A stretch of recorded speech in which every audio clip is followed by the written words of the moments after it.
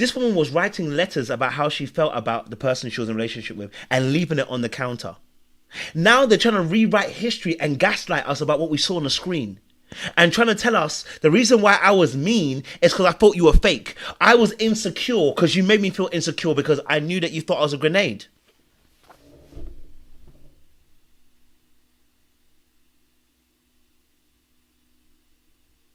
So this is actually scary behavior. No. We have to call it what it is. She's actually scary to me. She's scary because she's rewriting whole of history and they are helping her rewrite history. And Marissa's sitting there helping her rewrite history.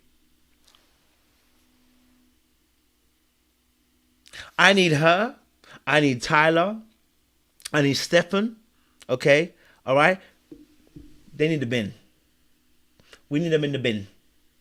We need them in the bin, in the chute, in the bin now. Okay, and then add Kate while you're there too, because Kate's a little minx. She thought she was select too with the white woman tears. Throw her in there too. Crazy. Where was the accountability from Hannah? Hannah wasn't even accountable. Her apology came late in the game, and when they asked her, "Do you think you did anything wrong?" Vanessa's now helping her by saying, "Oh, you were direct."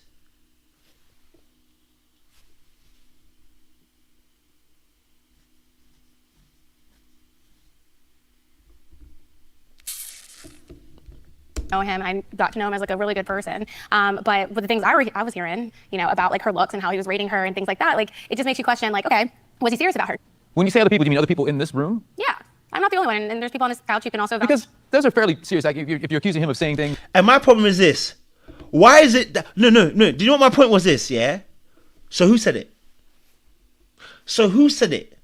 Why is it people are saying I know what he said, but nobody was able to say what he actually said? So what did he say, guys? Because Stefan was starting off by, yeah, he said it. And when we asked Stefan was like, no, well, he didn't actually say that. What he said was about, wait. Did he say it or did he not say it, Stefan? Because you was fasting there. Ramses, when did he say it? Did he say it or did he not say it? I was just looking at it, I'm not gonna lie.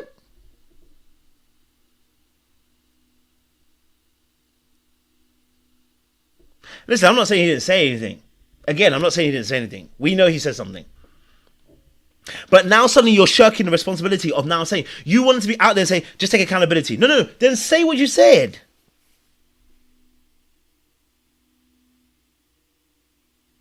Then say what you said. Since you are snitching already, snitch all the way.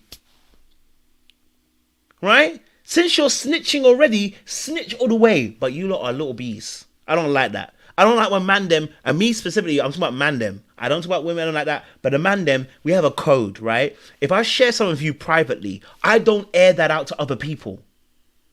What you said to me privately, I'm not about to air that out to other people. You see what I'm saying to you? But then if you are going to snitch all the way. Don't be a little bee and snitch a little bit and then be like, when they ask you what actually was said, you're like, oh, just take accountability. No, go all the way. Because you was already there snitching, so go all the way. Go all the way. Since you're there, you're brave enough to now start telling everybody's business about what's said in private. Right? So you're saying that he said this behind your back. No, he said it to the man then privately and they snitched to their gal. So the man then needs to take accountability. You know who you are, Ramses and Stefan. Right? Snitching and not going all the way. No, since you are singing like a canary. Since you're here singing like a canary, like your name is Tweety Bird, go all the way. Don't half-heart it. Don't tell me to be accountable. Come and tell the whole truth of what I said. And show yourself that you're not my friend.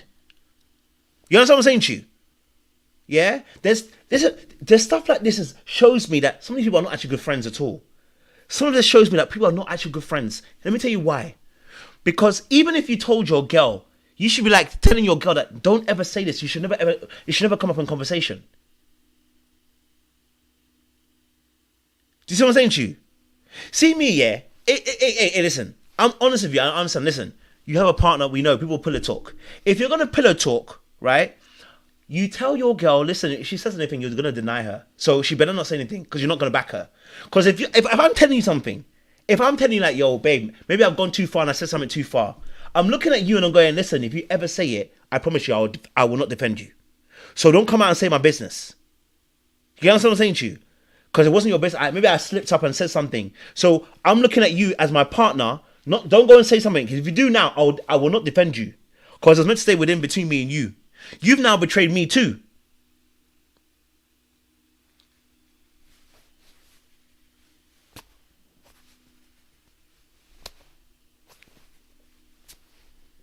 Nah. You know what I'm saying to you? Now, I wouldn't have said it in the first place, but the reality of the situation is the fact that they actually snitched tells me they're not good friends of Nick at all. That was private conversations. He didn't say it to the ladies, but the man them started snitching like canaries. Ramses and Stefan. Two people who I don't really rock with that. Anyway, you know what I'm saying to you? You can tell they're not part of the bro code. You know what I'm saying to you? Stefan likes talking too much and doing too much. Look how he outed Garrett, talking about how... And Stefan is another one. Look how he outed Garrett about the ladies are going to come after him and try to get at Taylor. No. Anyway, this is my final sentiments. I've reached my half an hour point. I don't rate that kind of behavior at all. You know what I'm saying to you? Don't rate it at all. Okay? Stefan and Ramses, don't rate that behavior at all. You know what I'm saying to you? Don't rate that at all. You know what I mean? Yeah? Don't do that. Random talks, you know what I mean? You know, behind her back about her looks and etc. That's... Yeah, I think if we need a fact check and get perspective, that was her. Didn't you say about... We were each, we dated each other pretty far in the process. There's a reason why you kept talking. And you're trying to shit on me for no reason. I never brought your looks up once. This whole thing is blown out of perspective. I never once mentioned Hannah's looks at all, right? You said your Are piece. y'all really going to sit here and... That's not true, Come on. That's not true. Ramses. I talk. So this is where I got pissed off. Because none of you know what actually was said. Okay? None of you know what was said. Now, protection and HR, let's not conflate the two. No. Let's not do that. Let's not conflate the two. No. It's completely different. Talking about crimes is not talking about partners. Please. Let's not conflate the two. They're not even close. I got tired today. They're not even close. What you're talking about is crimes. Okay? NDAs don't cover crimes. And neither would I cover crimes. I'm not about to cover your crimes. If you are a diddler, I'm not about to cover your crime up. That's not the same bro code. That is criminal activity of evil intent. That is an evil covenant. That has nothing to do with bro code. Bro code is simply here about the things I'm telling you about, certain things that are close to my heart. You're not supposed to share it. That has got nothing to do with diddly. Let's not complete the two. That's not what happened. That's not a bro code. That is crime. And that's completely different. Okay? Completely different. Now, back to the last part, and I'm going to get Jay on. Like I said, if you want to join the live, I want to hear your point of view. You know what I'm saying to you? Let's go. Okay? This part here by the ladies. Talk to you about it? You talked to Steven about it, and Steven talked to me about it. I didn't. You have to be honest. You did. You said not nice things about the way Hannah looked. I didn't Hannah has say said shitty shit about you on camera and off camera, and you have also. So just take accountability. Yeah, I didn't. Okay, so And- you said she looked like a What grenade. did? Literally said she looked like a grenade. I never said You that. Yes, you did. I Rated never her said 5 that. out of 10. I never said. Now, the problem here that we have is that unless he said it to you, you don't know. You are going on based on one Stefan. You want to believe Stefan? You want to believe Stefan who lied to you, Monica? Okay? Stefan who lied to you. You want to believe Stefan? And I'm not saying Stefan didn't lie. He probably told the truth. He probably did say it. But again, it is something that was said behind the scenes. So it needed not to come out. He was not trying to say it in a way of trying to hurt her. Right? He was not trying to hurt Hannah's feelings. So why are we bringing... we just need to take accountability. No, I don't have to. Because it was behind the scenes. It was behind the scenes. It's completely different. You know what I'm saying to you? Completely different. I was not saying it straight to her. So the fact that she roped in everybody else as well, I was just disgusted by that. Disgusted. Absolutely disgusted by this behavior. Absolutely disgusted by the behavior. You know what I mean? The whole gang up on the habit. I was like, what's going on here? Oh, no. Just take accountability. No. Nah, last one. Said that. Yes, you That's did. what you guys heard from this person and this person. You're friends. Yeah. Okay. Steven, I don't want to bring up bro code and any violation of bro code, but I mean, this is clearly sounds like it's gone through you. So did that happen? Yeah. Now, he says yeah, but then when they ask him, did he say what he said? He goes back on it.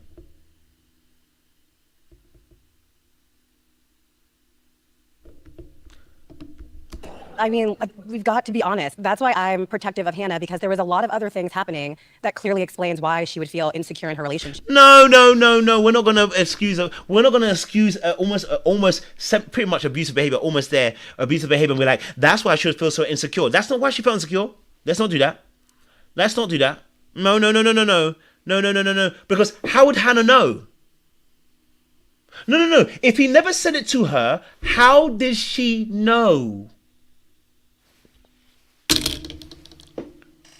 God damn it. Get my skillet again to start cooking up these Negroes.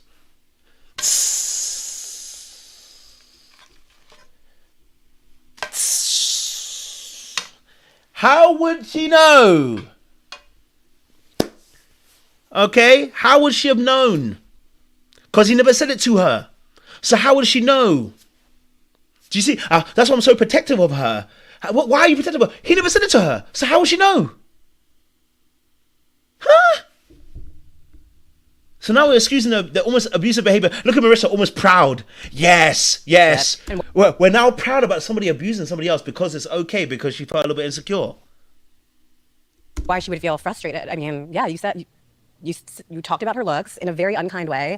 When we were flying home from Mexico, you were the only one on the plane telling strangers, like, we're here to film a show. We're here to film. I mean, it was... Again, so he never told you specifically about her looks. He only said about we're flying to do a show.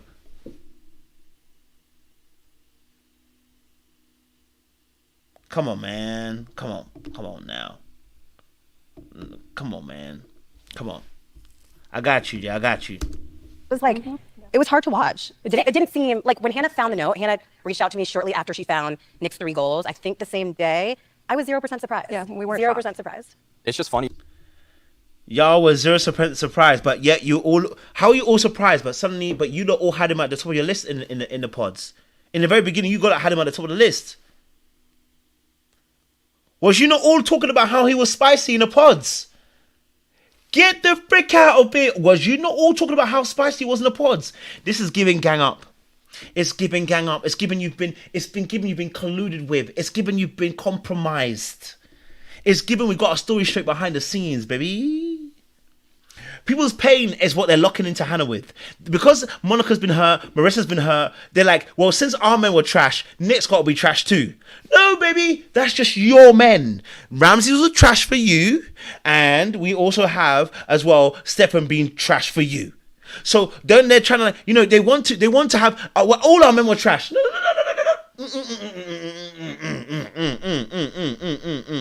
No. No. Your men were trash, and that's what you have to do. That's it. I need to hear, the woman kind of getting at me, because I never talked to them once on the show. I never told Steven, how I felt about Hannah. Steven, he just said he never talked to you about the grenade. Is that... He talked to me about the grenade, but he didn't tell me about how he actually felt, because again, we had only had the reveal. So he talked to you about the grenade. What part? So he didn't talk you about how you felt, but he talked to you about the grenade. This is even more confusing. So he talked to you about the grenade, but not how he felt.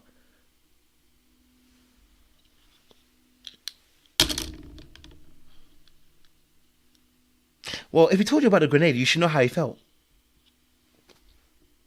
If he told you about the grenade, you should know how he felt. The grenade is an indication of how he felt. Man, if they don't get Stephen out of here, bro, with your sleep apnea that you said you have. Anyway, let me get some people on.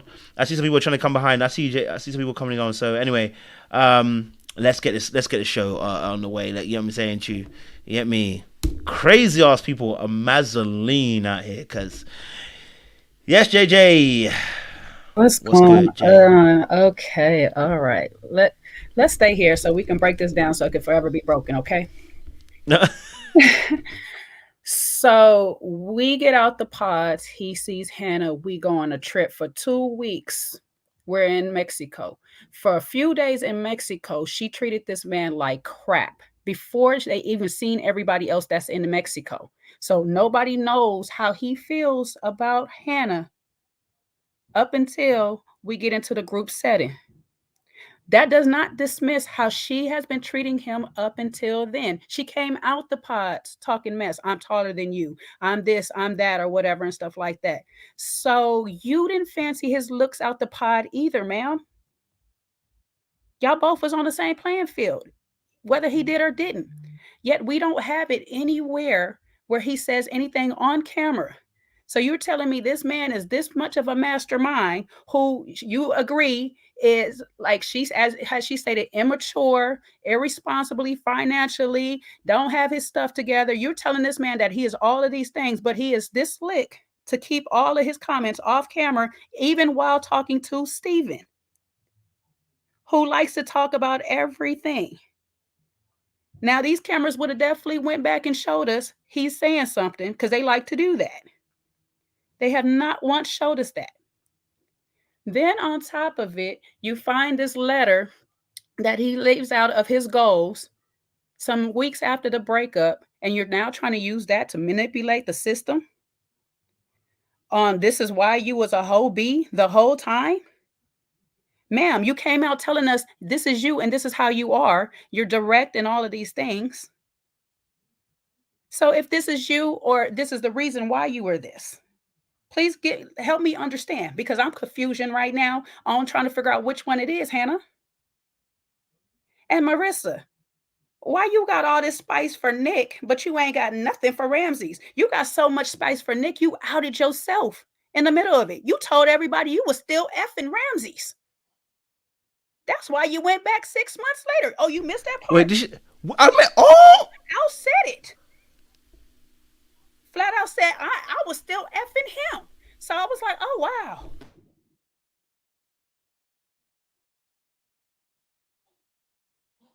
And then Ramses, I know you got your nerves to sit here and not even try to look at Nick in his face while you trying to tell him to confess something, while you sitting here on mute every time Marissa asks you something. You still ain't gave her a real reason on why the breakup is outside of the energy. Just tell her the energy she has doesn't match your ex-wife. That's the answer, okay? Like, sir. And yes, oh yes, if you go back and look at it, Coach O, you're gonna see Ramsey's big-eyed look too, because he was like, oh, you wasn't supposed to tell nobody we was still effing around in them 6 months. So why y'all all up here trying to tell everybody take accountability? Not one of y'all took accountability for crap. So y'all not about to sit here and try to make me hate Nick for no daggone reason. Nick might be a lot of things, but I just don't take him as a man that's going to sit here and outly tell somebody or tell a bunch of people all this crap or whatever like that. He admitted that he wasn't too fond of her looks. He admitted that.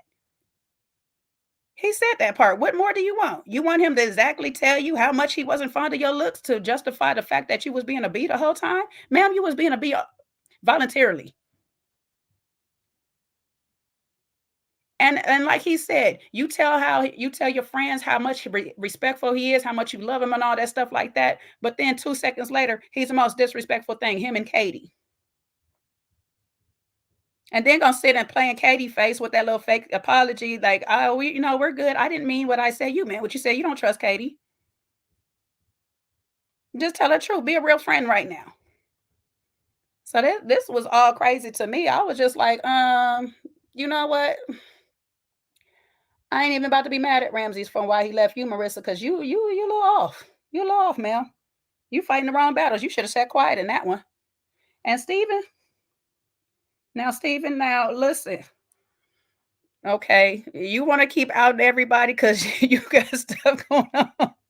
You got stuff going on in your own backyard and stuff like that. You was out of control too, because you're gonna sit here with a strong yes. He said what he said, but then start skipping and stuttering when you sit there and be like, well, he said the grenade, but that's not really what he was talking about. He was talking about some other, like, no, what was he talking about? Because you gave us a strong yes, a real strong yes. But funny enough, every last one of these women on this stage was hearing this word of mouth. It was never nothing from Nick. And I was like, y'all really don't like Nick. Y'all really don't like Nick. Because all y'all had to do, if y'all was really Hannah's friend, is walk up to Nick and say, hey, did you say this about my girl?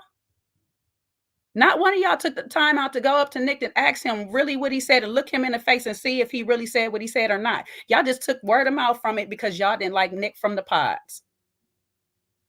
And Hannah, congratulations. Give yourself a 5-second pause because you made Nick famous. You completed his goal list. So be happy. You checked off. You made him the man of this show. Congratulations, Hannah. You did a good job. I didn't even know that Marissa was still sleeping, but I must have missed that part. You know, I was watching at 1.5 speed. That's why. Crazy stuff. Okay, wow. Moondust Angel, welcome. Hi, everybody. Good to have you. How you doing? You're right. It's good to have you. I always I'm see you in the chat, so it's good to have you on here. good. I definitely found the reunion eventful. I got very annoyed with Hannah because that's actually my name, and I do not like it. She was horrible. Oh my God. And why is everybody getting so hung up about whether he thought she was attractive or not? That doesn't excuse her vile behavior. I'm confused about this. It doesn't matter. Her behavior was ugly, and so she was ugly for that reason. I'm very confused. Also, I'm not necessarily a black person, but I'm a person of mixed race myself, and I don't understand why Marissa was fighting for Hannah when Hannah was not doing the same for her. That was very awkward to watch. I didn't like that, and it made me feel weird. She can fight for Hannah, but not for herself? That looked weak to me. I don't understand. Like, it's just weird.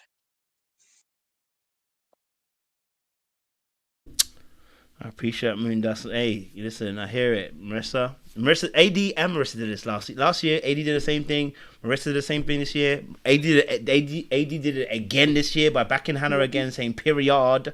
So yeah, there seems to be something with that. I don't know what it is. You know what I mean? Yeah, there's something with that. I think there's something else with that. I'm not sure what's going on there. Okay.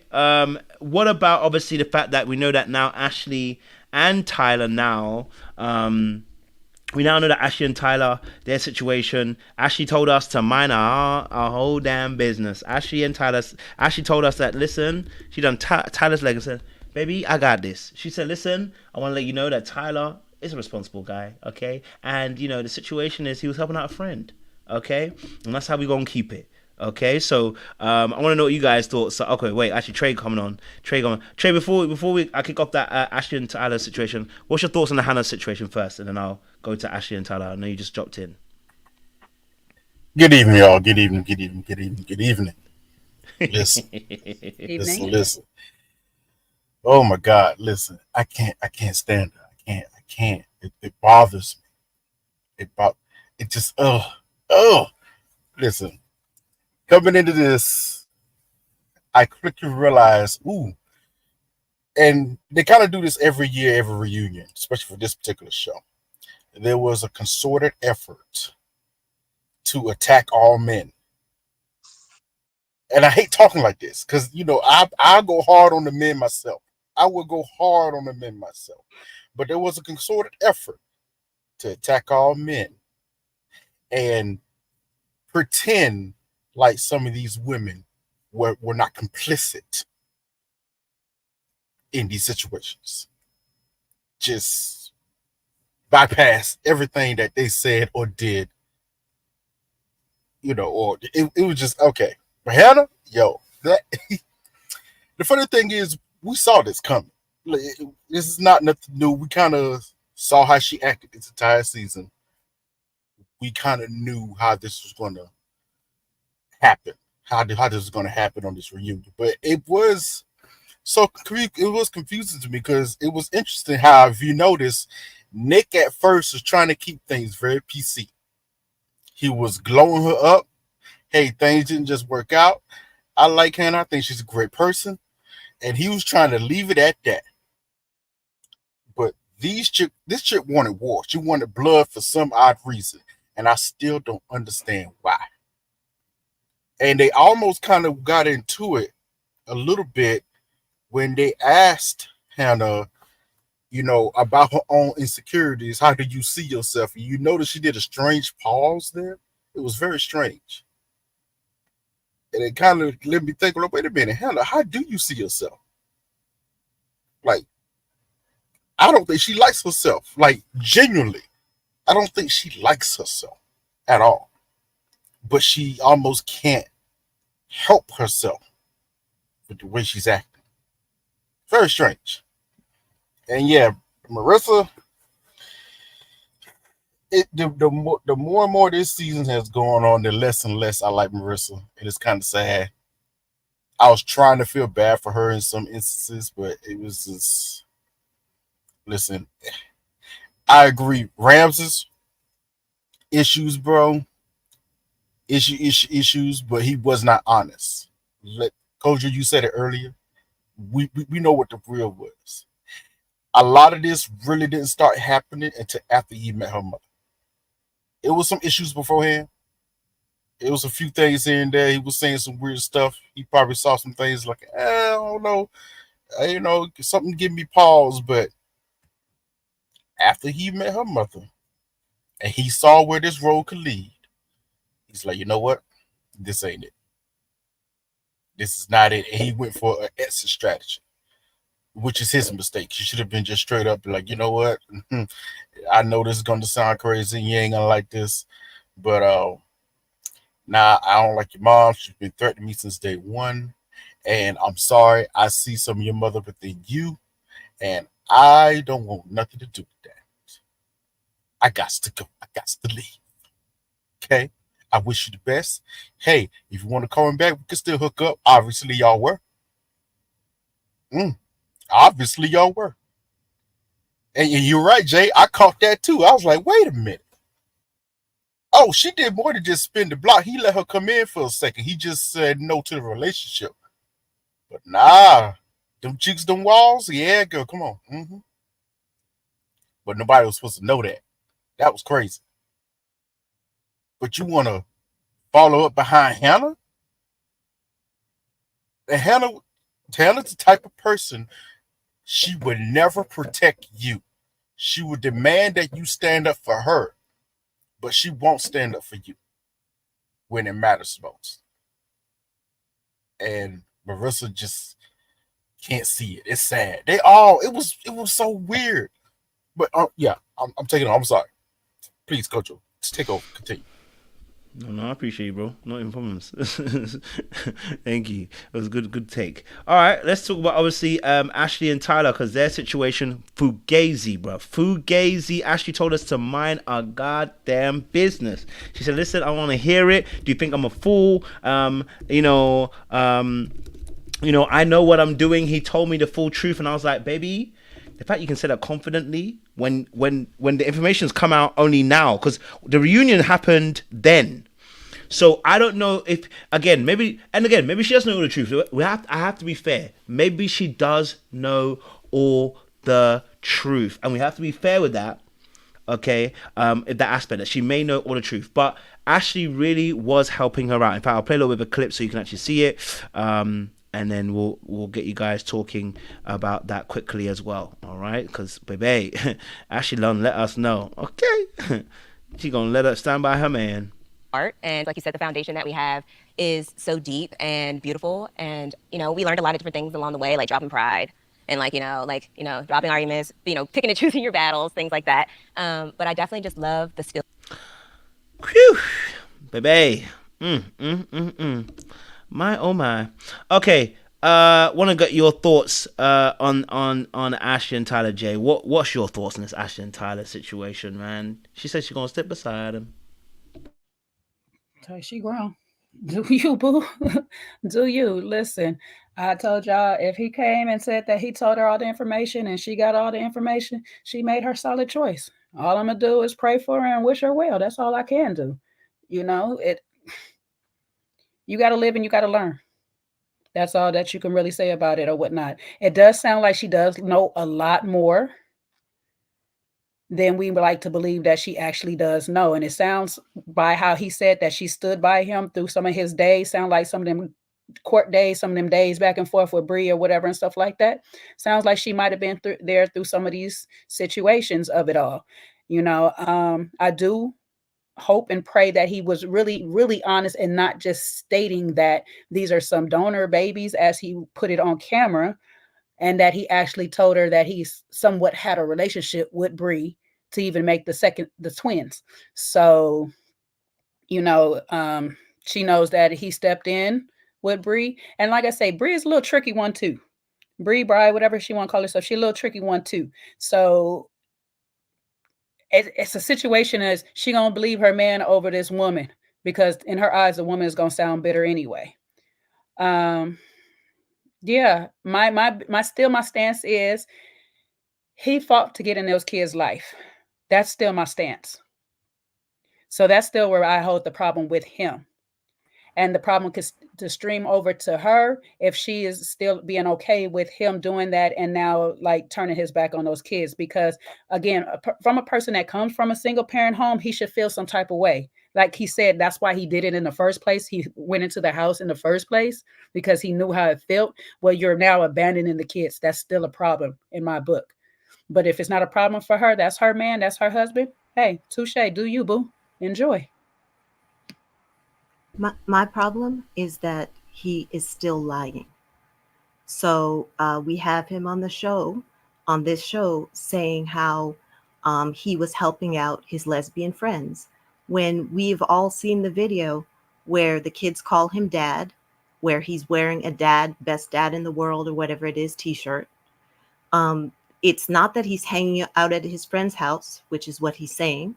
He lies by saying little truths to deceive.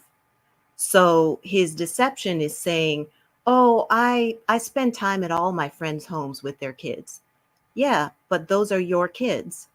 I mean, I have to keep in mind that this was filmed ahead of what we all know, but it's like, I don't believe at all that she, for example, was privy to all of the legal documents that some of us have now seen. I don't know. I mean, perhaps she's as desperate as that, but I know very few women who would place themselves in a situation where they now have $30,000 or whatever it is hanging over their head, where they can't buy a house with the man that they love because of it. They can't have a joint bank account for fear that their money's going to get taken. I mean, it's not. I mean, it disgusted me to see those videos of them with their dog dressed up in matching pajamas with them. I felt that was almost like a dig at the situation with the kids. And I have no doubt it can be easy to obscure things to like because they're messy. The situation with the grown-ups is messy. But the reality is there are 3 little kids there who haven't seen their dad in over a year. And it's their dad. We hear them voice, "That's my dad." And he's abandoned them. I can't, if she knows all of that and she's okay with it, you know, I can't just, I'm sorry, I can't feel good about that. It makes her demonic in my mind. Like, you know, it's great to have my man, my man, my man, but you can't do that to kids. They didn't ask to be here. They're your responsibility emotionally, financially, and he's not taking care of any of that. Can I say one thing too, though, to that? Financially, he could be there, but would not hold it, seeing his kids, not also just all solely on him. Now, I don't know the ins and out. He could just not choosingly not be seeing the kids, or Bree, whatever her name is, could be withholding these kids from him. We know women that do that and use them as pawns too, which is no better than in either situation. So, like I say, these two together is a whole problem for parents. These kids need to be removed, really, and placed in some better care. But then foster care really ain't no better. So, we just in a pickle right now. You know, we kind of in a pickle. I agree with you that, I mean, I also thought the same thing. She could be keeping him from seeing them. That's totally there. But the thing out of his own mouth is he's still denying those kids. So what I would need to hear from Tyler is, I want to see those kids so bad, but she's been preventing me from seeing them, or something to that effect. But he's not even claiming his own children, although legally he has claimed them. He went to court to claim them, right? He's on their birth certificates. And even that dig about, oh, their birth certificates are out there. I think it's their mom that put their birth certificates out there. That's her right. I mean, we may argue that that shouldn't happen, but you know, she was trying to prove something to us and put them out there. But he's acting as if somebody went and dug up their birth certificates and put it out there, when I think it's Bride that did that. So that's what I mean about he tells truths in order to deceive. And that's a very dangerous person. I agree with you there. Moondust, go for it. Yeah, I thought the whole situation was really weird. Like you've said before that you're very good with like body language reading. I'm not, but I felt very awkward when she was speaking and she kept looking at him all the time. I got the impression from her that she was trying to get from him, is what I'm saying okay? If it's not, touch me in some way to let me know it's not okay. And I thought if you were really secure in what you're saying, you wouldn't need to do that and it wouldn't look so weird. I think her making the joke, because it's not a joke to me, but her making this joke that like he came on camera and he was saying, "Oh, yeah, I'm not really sure if the kids know what I look like," was really silly. Like, did you really think that was going to look good, like saying it was only a joke? Everybody who watched the show took that seriously. Why was he lying and saying, "Oh, the kids might know what I look like"?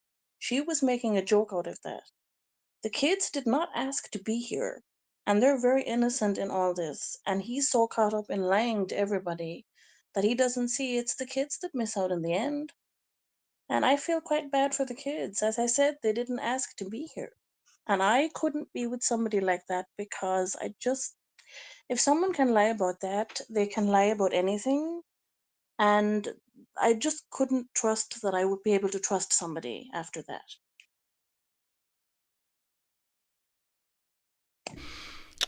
I hear it. Trey. Trey, talk to me. I believe Moon Dust Angel said it all at the end there. I did catch that little body language between those two. They definitely came with a very well scripted and play by play action of how they were going to handle this. You know, I felt like they also knew the questions that was going to come up. They were prepped. It's going to come up. We got to prep for this. Let's just handle this now. I'm I am I still want to know exactly when this reunion was taped because it can't be too long ago. About 3 weeks to a month ago. Yeah. Oh, only 3 months ago.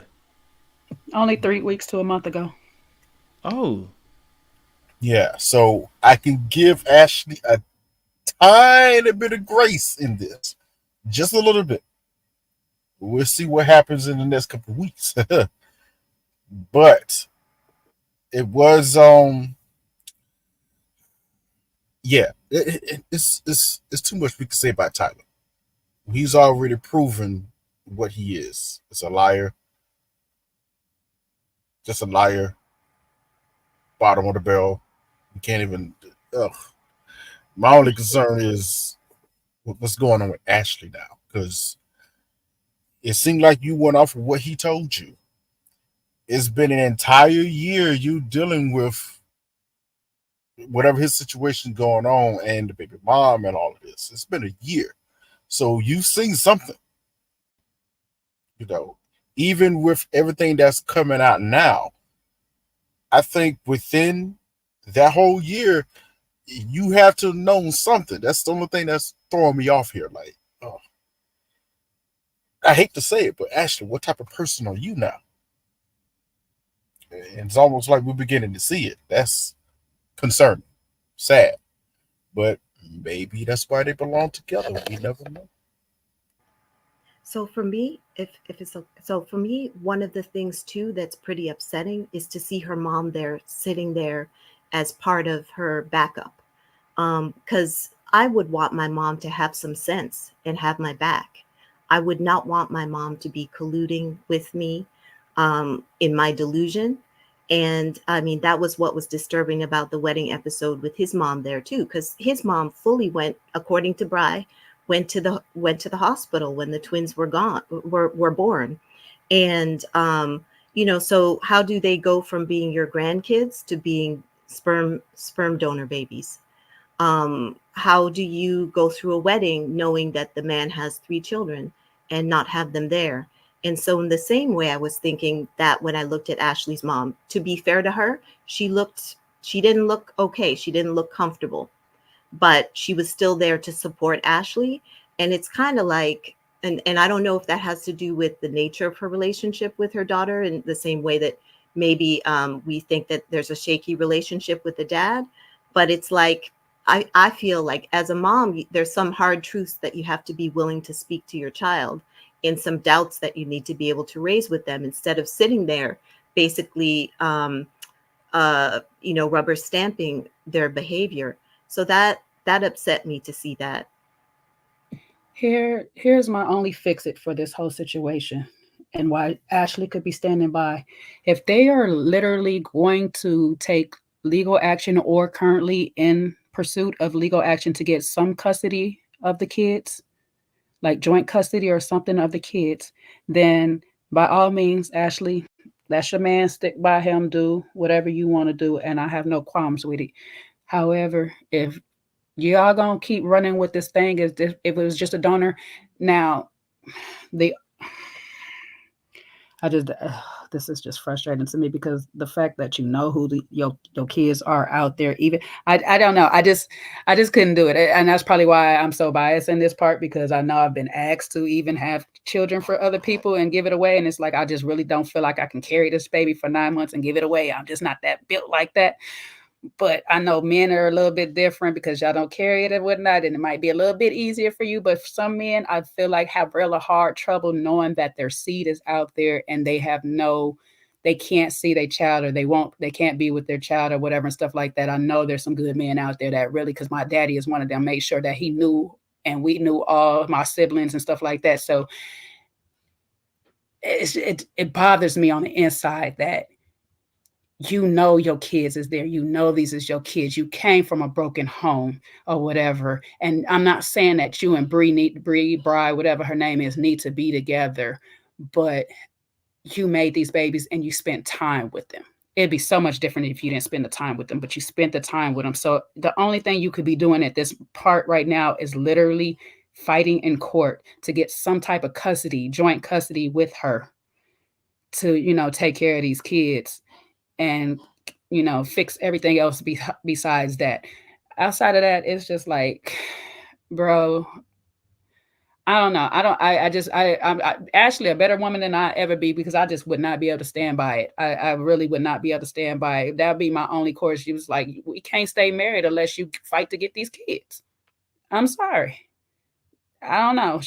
They gonna have to just like literally come up and be up in court and tell us that they in court fighting for these kids for me to continue to root for them. And I really hate that, because they seem like a really good couple. They seem like they could be really good together. And we like to root for our Black people, but I hate that they just playing into the stigma of what we go through every day in our community already. 100%. But I also think, I think about her safety, to be honest with you, because this is a man who is deceptive. And so, what if he gets tired of her? What if he decides he wants her money?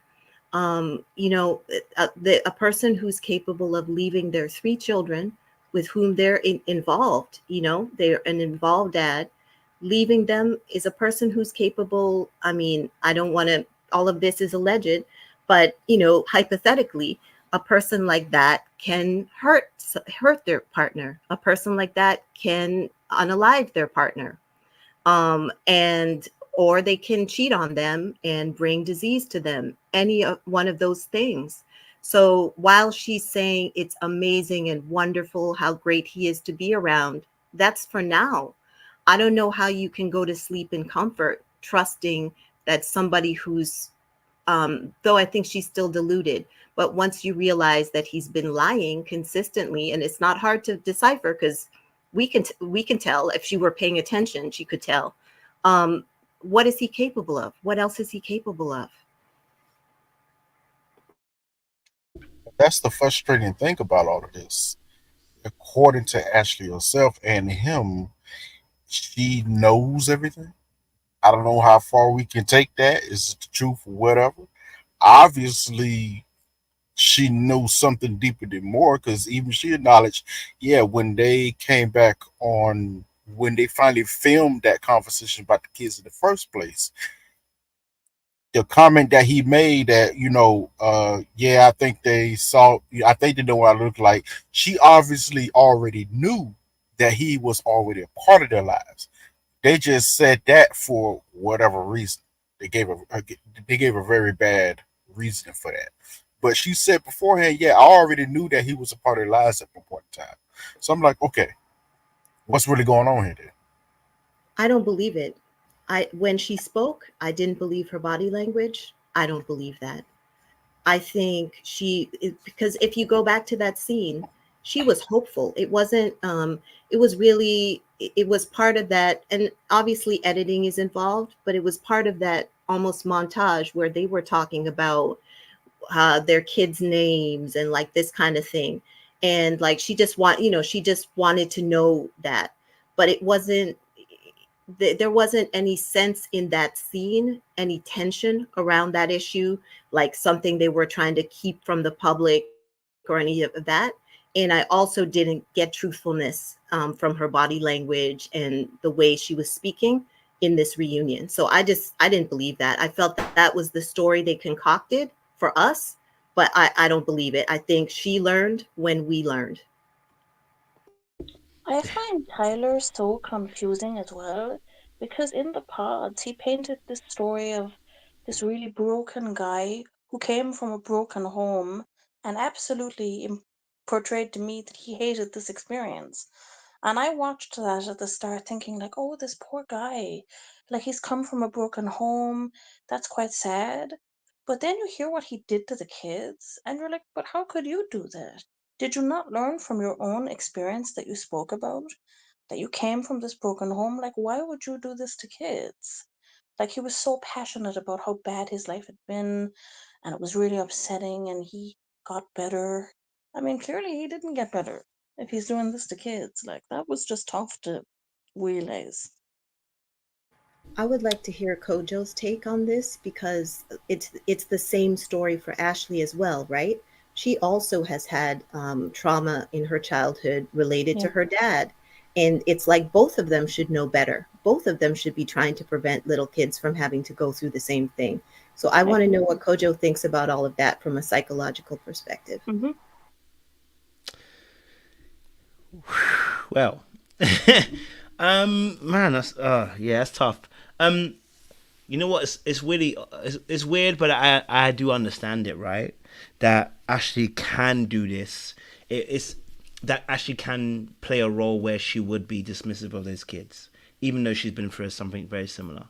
Because what can happen is you can become very desensitized to the trauma that you've been through, and you feel like if I've been through it, you can get over it too. It actually happens a lot with people that have survived SA, that they can become very cold and callous to other people's essays because they've made it through. Like they brush underneath the carpet, they didn't deal with it, they haven't actually processed it, and they've got on with life, and I'm better for it.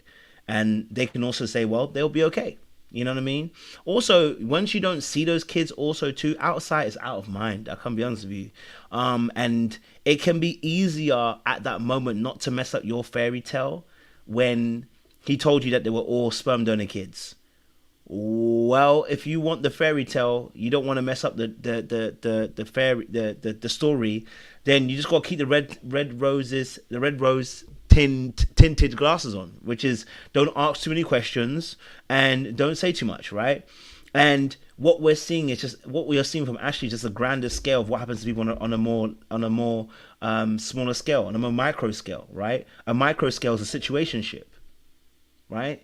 So that's why I can really understand where she's coming from. It's like a situationship is that same thing. It is the ignorance, intentional ignorance of seeing that this relationship doesn't have the trimmings of what you need, but ignoring it because it gives you something what you need right now. Whether maybe a partner, somebody who cares about you for the time being, someone who likes you, someone you can love upon, and so you can believe in that fairy tale. So I do understand even though she's been through the same trauma, how she can go the complete opposite way and become numb about it. You know what I mean? Like, and just kind of leave it behind. I get it. I do. That's not to say it's right, just to say I can understand where she's coming from. Someone said, you can't sleep in peace. You'd be surprised what you can do when you are detached from something.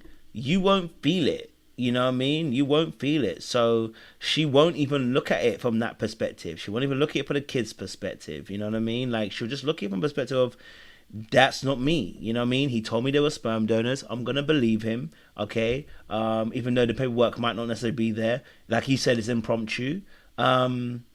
But there was only one comment that kind of threw me off that she made that I said wasn't in alignment, which was the actual original reason why they came on camera, and he said that he never saw the kids. Now she said that they discussed this beforehand. Well, if you discussed it beforehand, why would you come on camera asking him if he had seen the kids, and then he would still then lie about it? That makes no sense. That's incoherent. And that's when I realized they've concocted a story together. Now, whether it's him concocting a story and she's buying into it, or whether she's happily joining it like a ride or die Bonnie and Clyde situation, we don't really know yet, right? But that was definitely something that I felt was odd.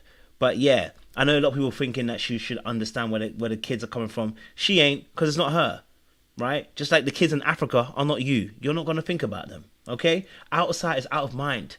When they keep telling you they're going to raise that chocolate bar to $2 or $4 for your chocolate bar, you go and stress it out, right? Because you're not tied to the people back at home. And so we actually a lot of us do the same thing when we disassociate, because it is a part of life, part of it, where it's like, if it's not me, it's not me. So that's why I'm like, listen, at the same time, she has to own it too, because if it goes wrong, she has to be accountable. But at the same time, I really do understand when people are desensitized, which is why I understand where Tyler's come from.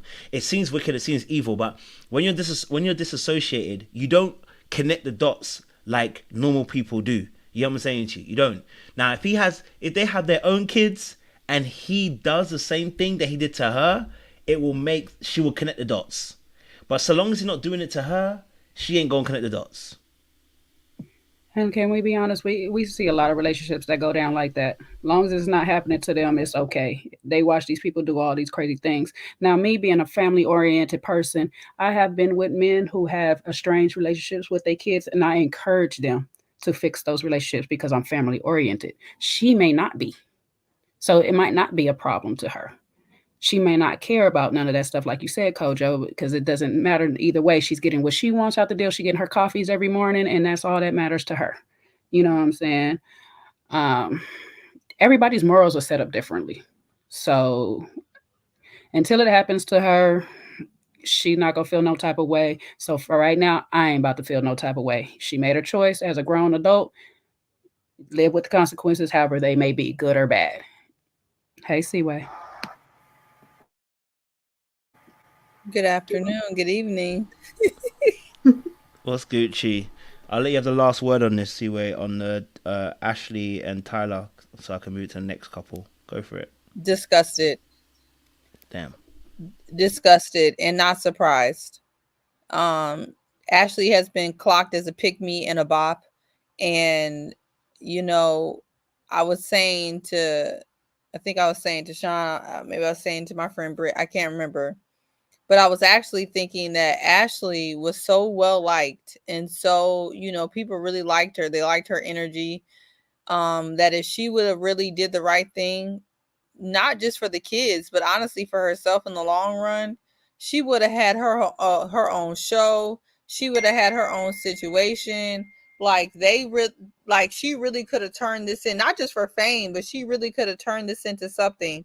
But the fact that she wants to lay down, with this man and stick with this situation, she's going to get everything that comes with him.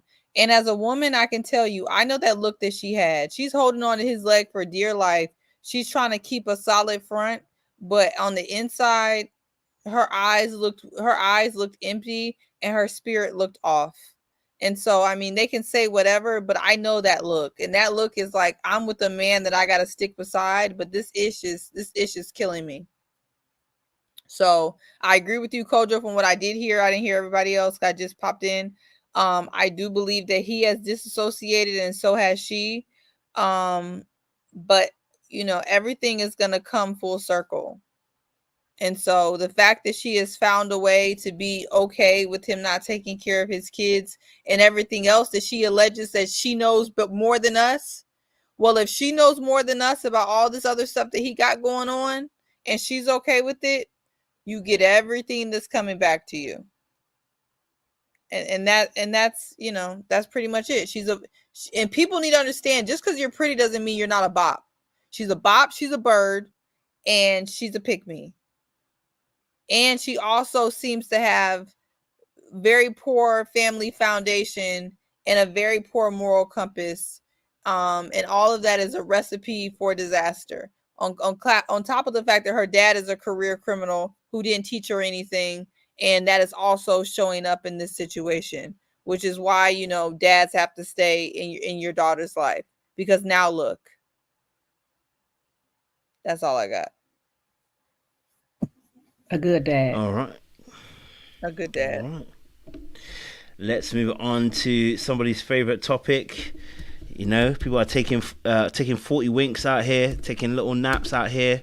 Apparently they're in the club. You know, there's a situation that's brewing. Tim and Alex, let me play a little clip so you guys can remind what happened on the show as well, because it was hotly contested. By the way, Alex was looking sultry and sexy. God damn. Hand being put over my mouth was put over my mouth. Yes, I was called something other than the name that I was given on this earth. I know the medium that I'm on. I know that I'm a 225, 6-foot black man. I don't want to get portrayed as this angry person to where we are fighting and squabbling it out on camera and understand. The titties were tittying. I need everybody to kind of have a more Now Christian he's trying to approach. match the socks with the woman he don't want to see ever again.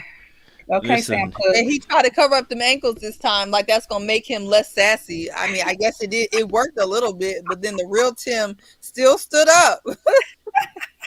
Oh my gosh, I can't stand that man. I don't mind him going back and forth, because you got to defend yourself when you out here getting putting the hand in mouth. You know what I'm saying? And his hairline is starting to go. And the hairline's starting to go. He's trying to hold on. That's how you know you ain't living right. You ain't living right. Being that sassy gonna take your hair. And that's exactly what Nah, you lot are moving mad. Anyway, let's get the proper thoughts on what Tim and Alex situation is. Let's get your thoughts on Tim and Alex leaving their looks alone, because we don't want to cause issues. What's your Tim thoughts? said like he didn't want people to think he was angry, but he arrived looking angry, and nobody said anything to him at that point. He came in looking pissed off. And to be honest, I saw him and got annoyed myself. Because I was like, why are you so mad, bro? Chill. Nobody even opened their mouth yet, and you're already looking like the world is ending and no one cares, and you're like pissed off. It was really annoying to watch him. I think he looked angry throughout the show. So that's his standard look to me. Though I think all of them came on there ready to fight anyway. I think those two are poorly matched, but I guess I agree that he checked out after Cabo, because, and I can see why. Like, if she put her hand over his mouth, she says now to keep him quiet so that production or the cameraman wouldn't come in and wouldn't try to film. But if she did that, and if she called him out his name, like he says that she did, I can see that being a really big problem for him. You know, respect is big for lots of people. So not to say he's an angel, but I understood that. My biggest problem is that a lot of these men are really acting like biatches, but you have to just work really, really hard not to call them that. And believe me, I know. I would like to say it is a badge of honor not to call these men acting like biatches. And I have done a really good job. I really have. One, because I don't curse, so I think that's what helps me, because it has literally popped up in my head multiple times. With that being said, unfortunately, Tim was so triggered by that, because men are really big on respect. And I think I actually think that we're talking about the hand over mouth. I don't really feel like that's what he's mad about. I think he's actually really mad to this day that she called him a B, and that she said it again. And she said it again. That's what really ticked him off on this reunion, quiet as it's kept. It's because she said it again. And so I personally feel like, and I'm really trying not to be biased, but and maybe it's my experience in law enforcement as a prosecutor, I am looking objectively at people's ability to tell a cohesive story. And that always indicates whether you're lying or not.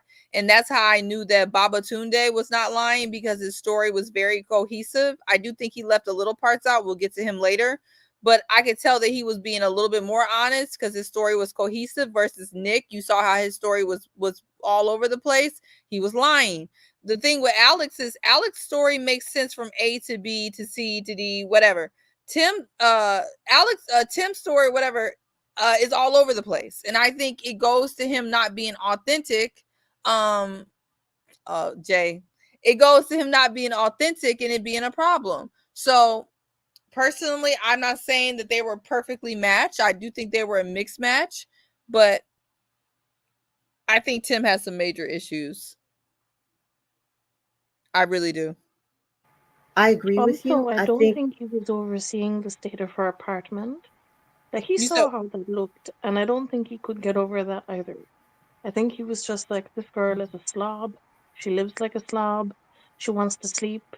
And I'm over here in my corner being like a petty bee, and I'm gonna call her out for going to sleep. Like, he looked ridiculous. Nothing he said really made any sense. Yeah, because he's not telling the truth. Like, if he would have said, "Hey, you're a slob. You call me a bee. You don't do the dishes, and I just don't see it for you, sis." But he did say the B thing. He told us in this reunion that was the worst part for him. He said, it's not that you put your hand over my mouth so much as that you call me that. That was the thing. And then he also said, and then you did it again in front of the cameras. So he was blunt about that. So for me, I think part of their mismatch is that they don't communicate well. So I believed her that she maybe felt some kind of way about her dad and wanted to be alone.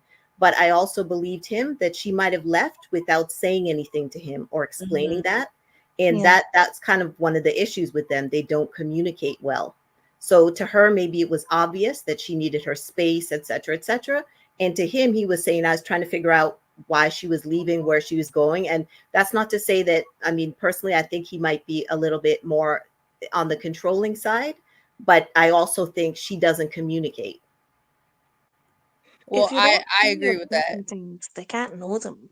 I mean, you have to actually be able to articulate and express yourself to somebody. I'm feeling like this right now. I don't need anything from you. Actually, what I require is space. That would be the adult thing to do. Most adults do this, but neither of them could communicate properly. He wanted to help, but she didn't say to him, I need space, leave me alone. It sounds like she just freaked out and was like, back off. I think the problem though with Tim is that although they both are equally poor communicators, I think we all can agree with that. I think Tim comes off as if he's better than her as far as communicating. He comes off as if he's like the superior one in the relationship, and I think that's what makes him a bit more off-putting for people.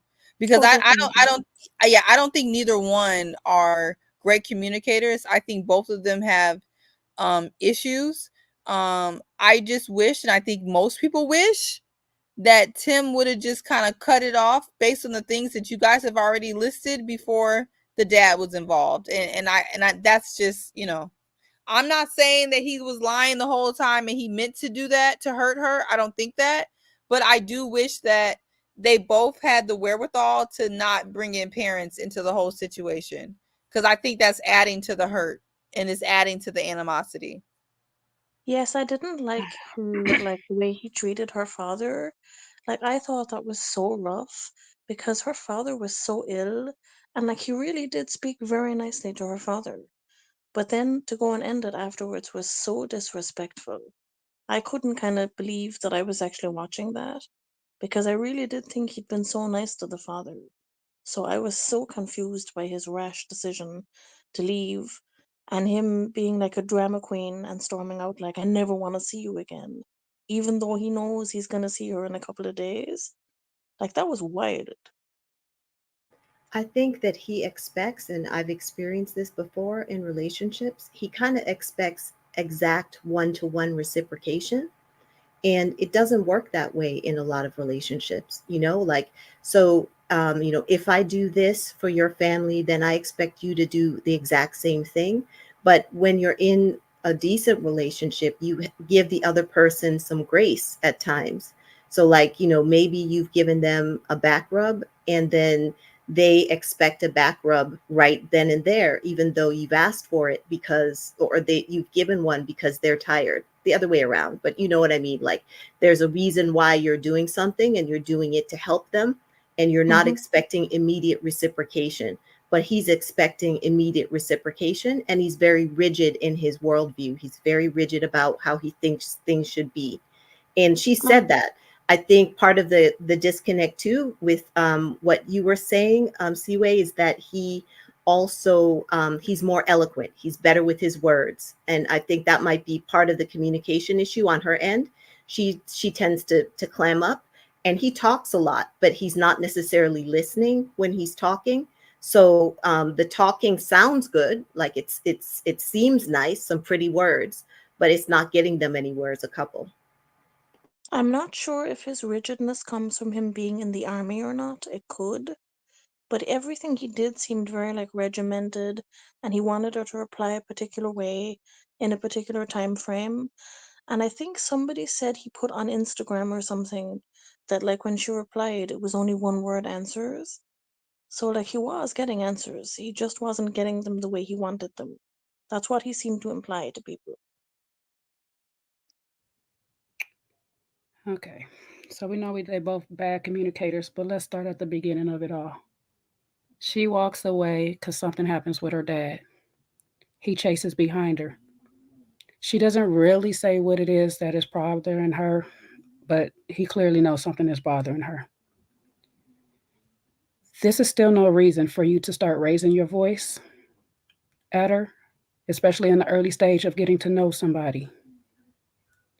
If he's a person that wants you to treat him the way he treats you, and every time he wants his space, he expects you to give it to him, just give her space. Let her talk to you when she's ready. Now, I'm not saying that warrants her sitting here putting her hands in his face or wherever she says she put him, calling him out his name or whatever. But as a man, you don't need to be raising your voice at me when you're trying to figure out what is wrong with me. If I'm going through something, give me my space so I can sit here and tell you in a cool, calm manner.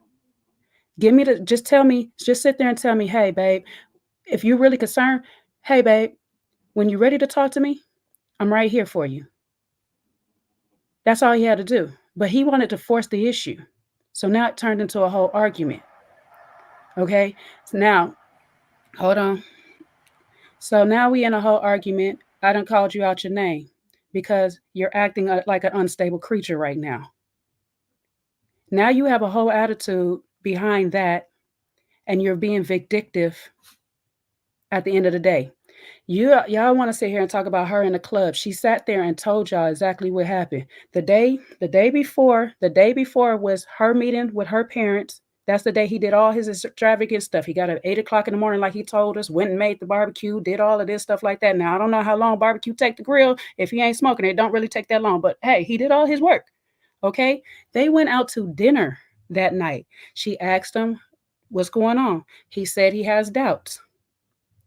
The next day, she spent the time from 11 in the morning till 7 or something like that at the night with the parents. She said they spoke for 4 or 5 hours. She got to work at 9 to 3 a.m. 3 a.m. to 7 a.m. she sleep. To 10 a.m. she sleep. He mad that she didn't call to 10 a.m. Babe, why do I have to call? Where are you at? Why are we not even staying in the shared house together? We should be staying together anyway, right? So if you're so concerned, why are you not at the house with me? Why are we not in the same space? Why is his story always switching up and it's something else where it's all these days confused and together? And then when she corrected him, he went back, no, the day that we was with your dad, that's when you went out. No, we went to dinner. So where was I out? And me being out, what does that have to do with it? Exactly. And now you still have all this animosity for the person that broke up with me. Why are you so mad? Sassy. To this day, you still posting up everything to try to out this girl because you thought your grand exit was the one. You thought you ate in that moment and you didn't. So, like, You're mad because the audience is coming at you for the way that you did it. When you were mad from Cabo, you should have just left it in Cabo. Now, if the contract didn't want you to leave it in Cabo, that be mad at the producers and all this stuff like that. That's on them. But you sat in that girl's face knowing how important it was to her, and then later on that day, you tell her you doubt you want the girl. So what you want her to feel when she meets your parents? At least she honest and saying, I don't know if I really wanted to meet your parents. After you just told me you're not sure about me. So instead of being passive aggressive, just communicate that what it is, the problem that you had with this girl. Because see, what your passive aggressive did was get into a pressure cooker and you boiled over and all of this stuff exploded all over the place. And this is what we got at the end. Now you still mad as them red ass socks that you had on. And okay, let me stop because see, I'm about to say some stuff that don't have nothing to do with nothing. Okay, reel it back in, Jay. Now you sitting here mad at this girl a whole year later. Still, you broke up with her. Make that make sense. Are you mad that you broke up with her or you had to break up with her? I don't even understand that part. But I'll let somebody else go. Trey, you gonna cook? I think people are complicated, and I think I understand why he's angry, and he broke up with her. And I don't. With this one, I used to be. I didn't like how I thought it was ugly the way that he broke up with her, and I was definitely against him for that, to be honest. But seeing them together in the same room fighting, it just brought up some of my other thoughts when they were together, that they're just poorly matched. That on his part, and he kind of voiced it, he doesn't seem like a man that's had a lot of experience with women. Like he said, the fight that they had was the first argument like that he had ever had, and he didn't know how to handle it. I think on this show, we end up getting some people that are immature, people that are inexperienced, and it doesn't go well. So, I mean, I don't, like I said, I don't like how he ended it, but I also can't say that she didn't do her things. Like, I know I wouldn't, if the shoe were on the other foot, I don't think I would feel as good or as, like it's as innocuous that she put her hand over his mouth or that she called him names and whatever. And also, when they met, he trauma dumped on her about the whole thing about the sisters, and then saying like he'd be happy to give his parents another daughter. I found that exceptionally manipulative on his part, and I didn't like it at all. I thought it was earnest, but messed up, which is so I don't think he was manipulating her. I think that's how he feels. I think he has not gotten over his sister's death, and he probably needs some therapy and a lot of work to do that. And until he does, he's probably going to approach things similarly with anyone he talks to. Okay. Okay. Wait, because I was like, you paused long enough. I'm jumping in, Trey. Yeah, I'm like, Trey, go or forever hold your peace at this point.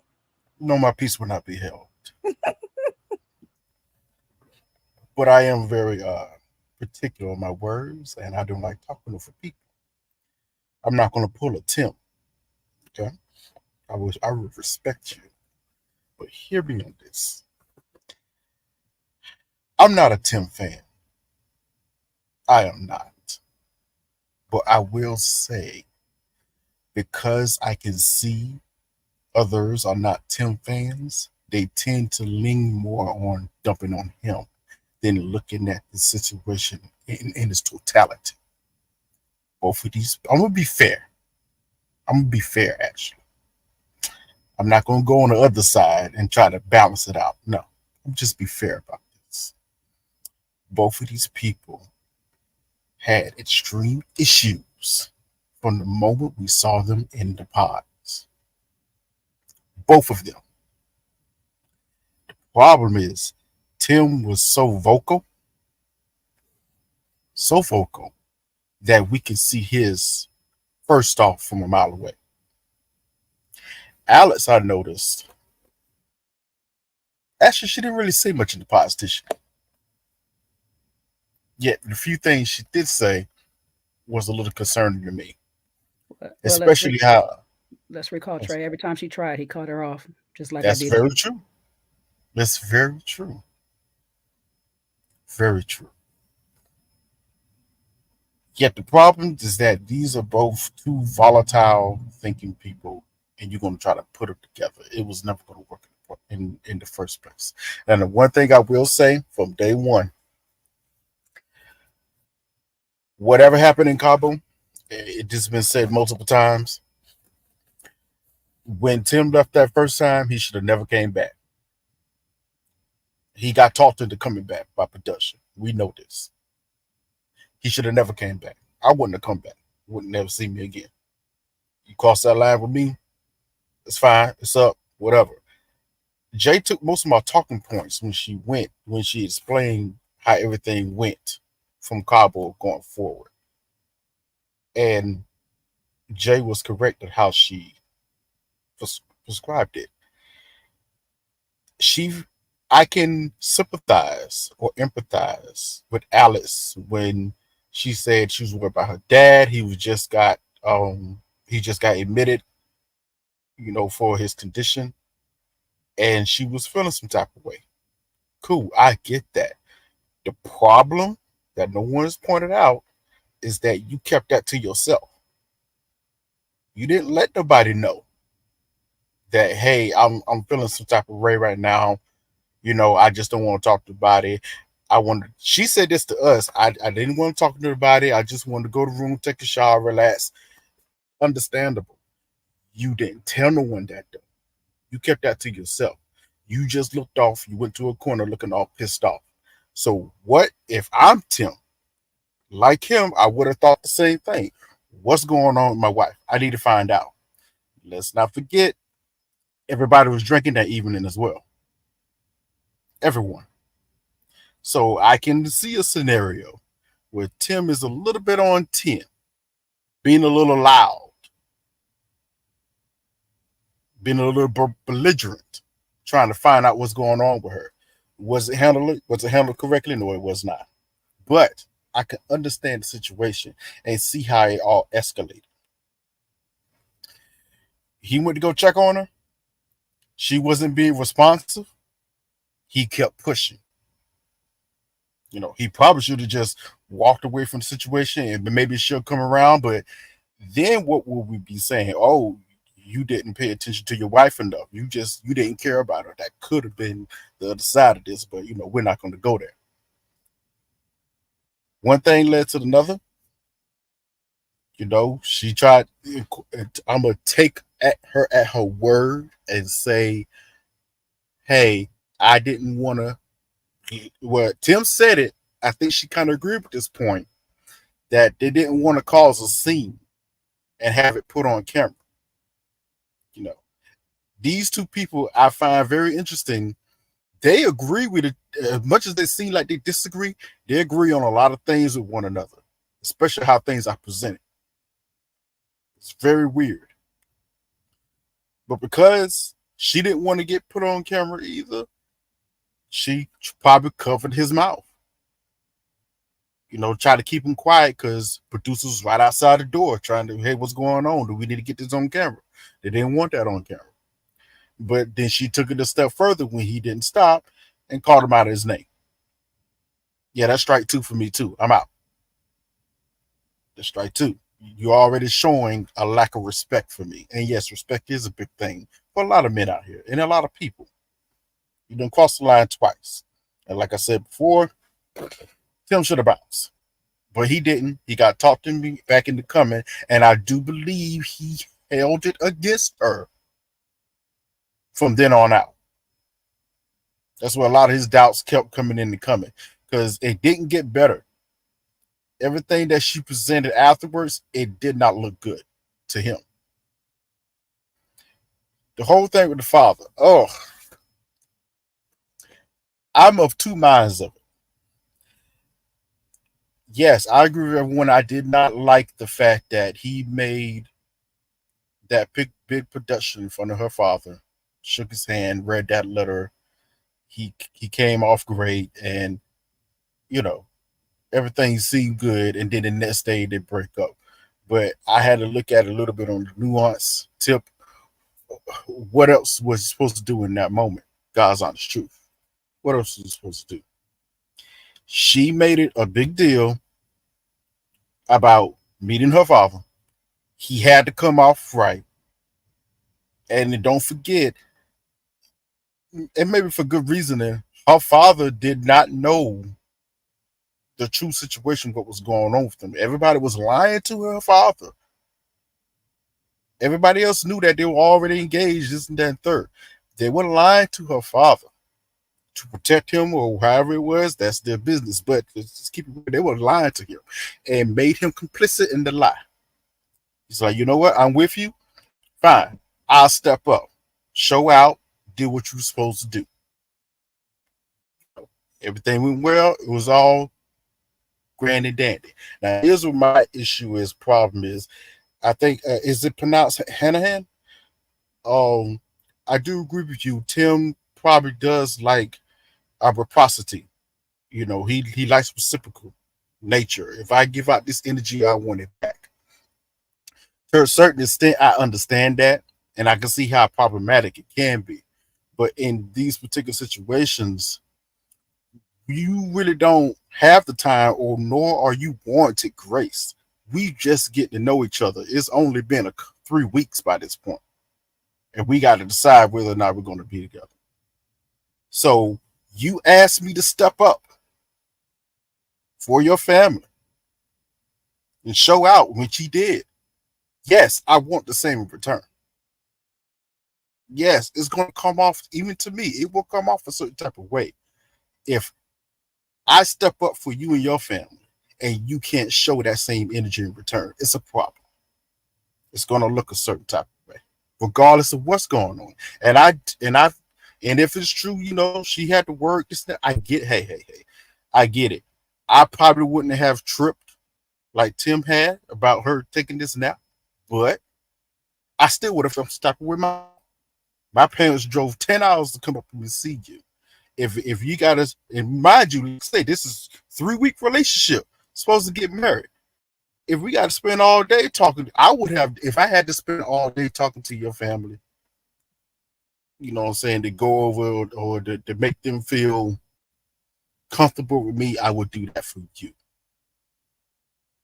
Now, Trey, can I interject one thing? The parents was coming regardless. He said it in the pods. They was bringing his car and his dog to him, so the parents was coming regardless.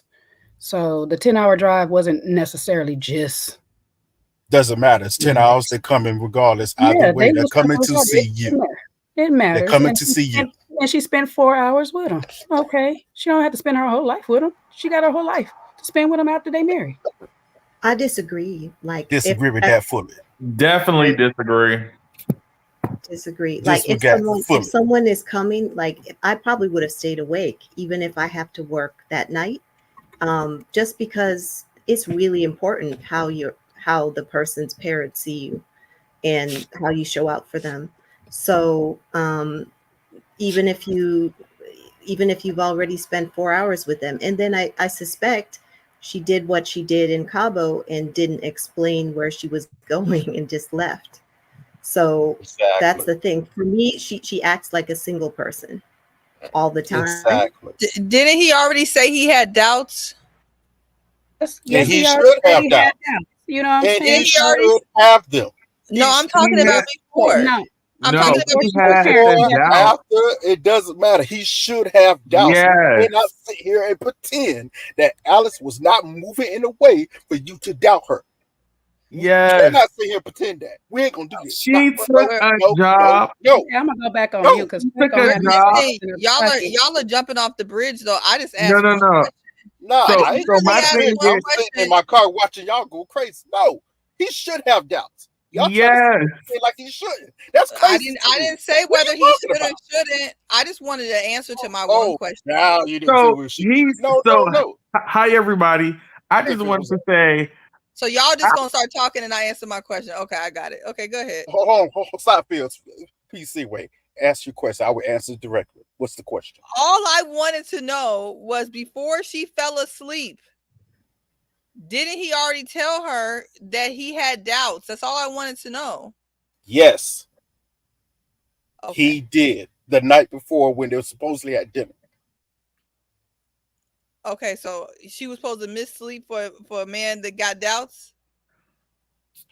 So I think my issue with Alex is Alex said she got this job that she only did one night, the night his parents came into town. Hey, yo, what? Yo, that is crazy. If you bartend like I do, yes, you will have a job that's for one gig day only, okay? No, not the night his parents are coming into town. Yo, and she only did it that one night. Clearly, she didn't need the job, yo. Alex lost me with that one. Do I think Tim was perfect? No. But you saying, you guys won't believe it. I only bartended that one night. So you took a job the night his parents came into town? Hey, yo, that is wild. That is mad disrespectful. He went all out for her parents. And the other thing that none of the women had any accountability on this reunion. None of them. And they're all trying to sit back and take up for each other and make all the dudes seem like they were wrong. What is going on here? That is crazy. Hannah don't have to have accountability. Everybody can talk about Nick's looks, but as soon as he talks about Hannah's looks, he's the bad guy. At least he had enough class and dignity not to do it on camera. You're making cheesy grits over here. Hey, yo. Phil gonna come in late with all our stuff already. Don't try this, Phil, okay?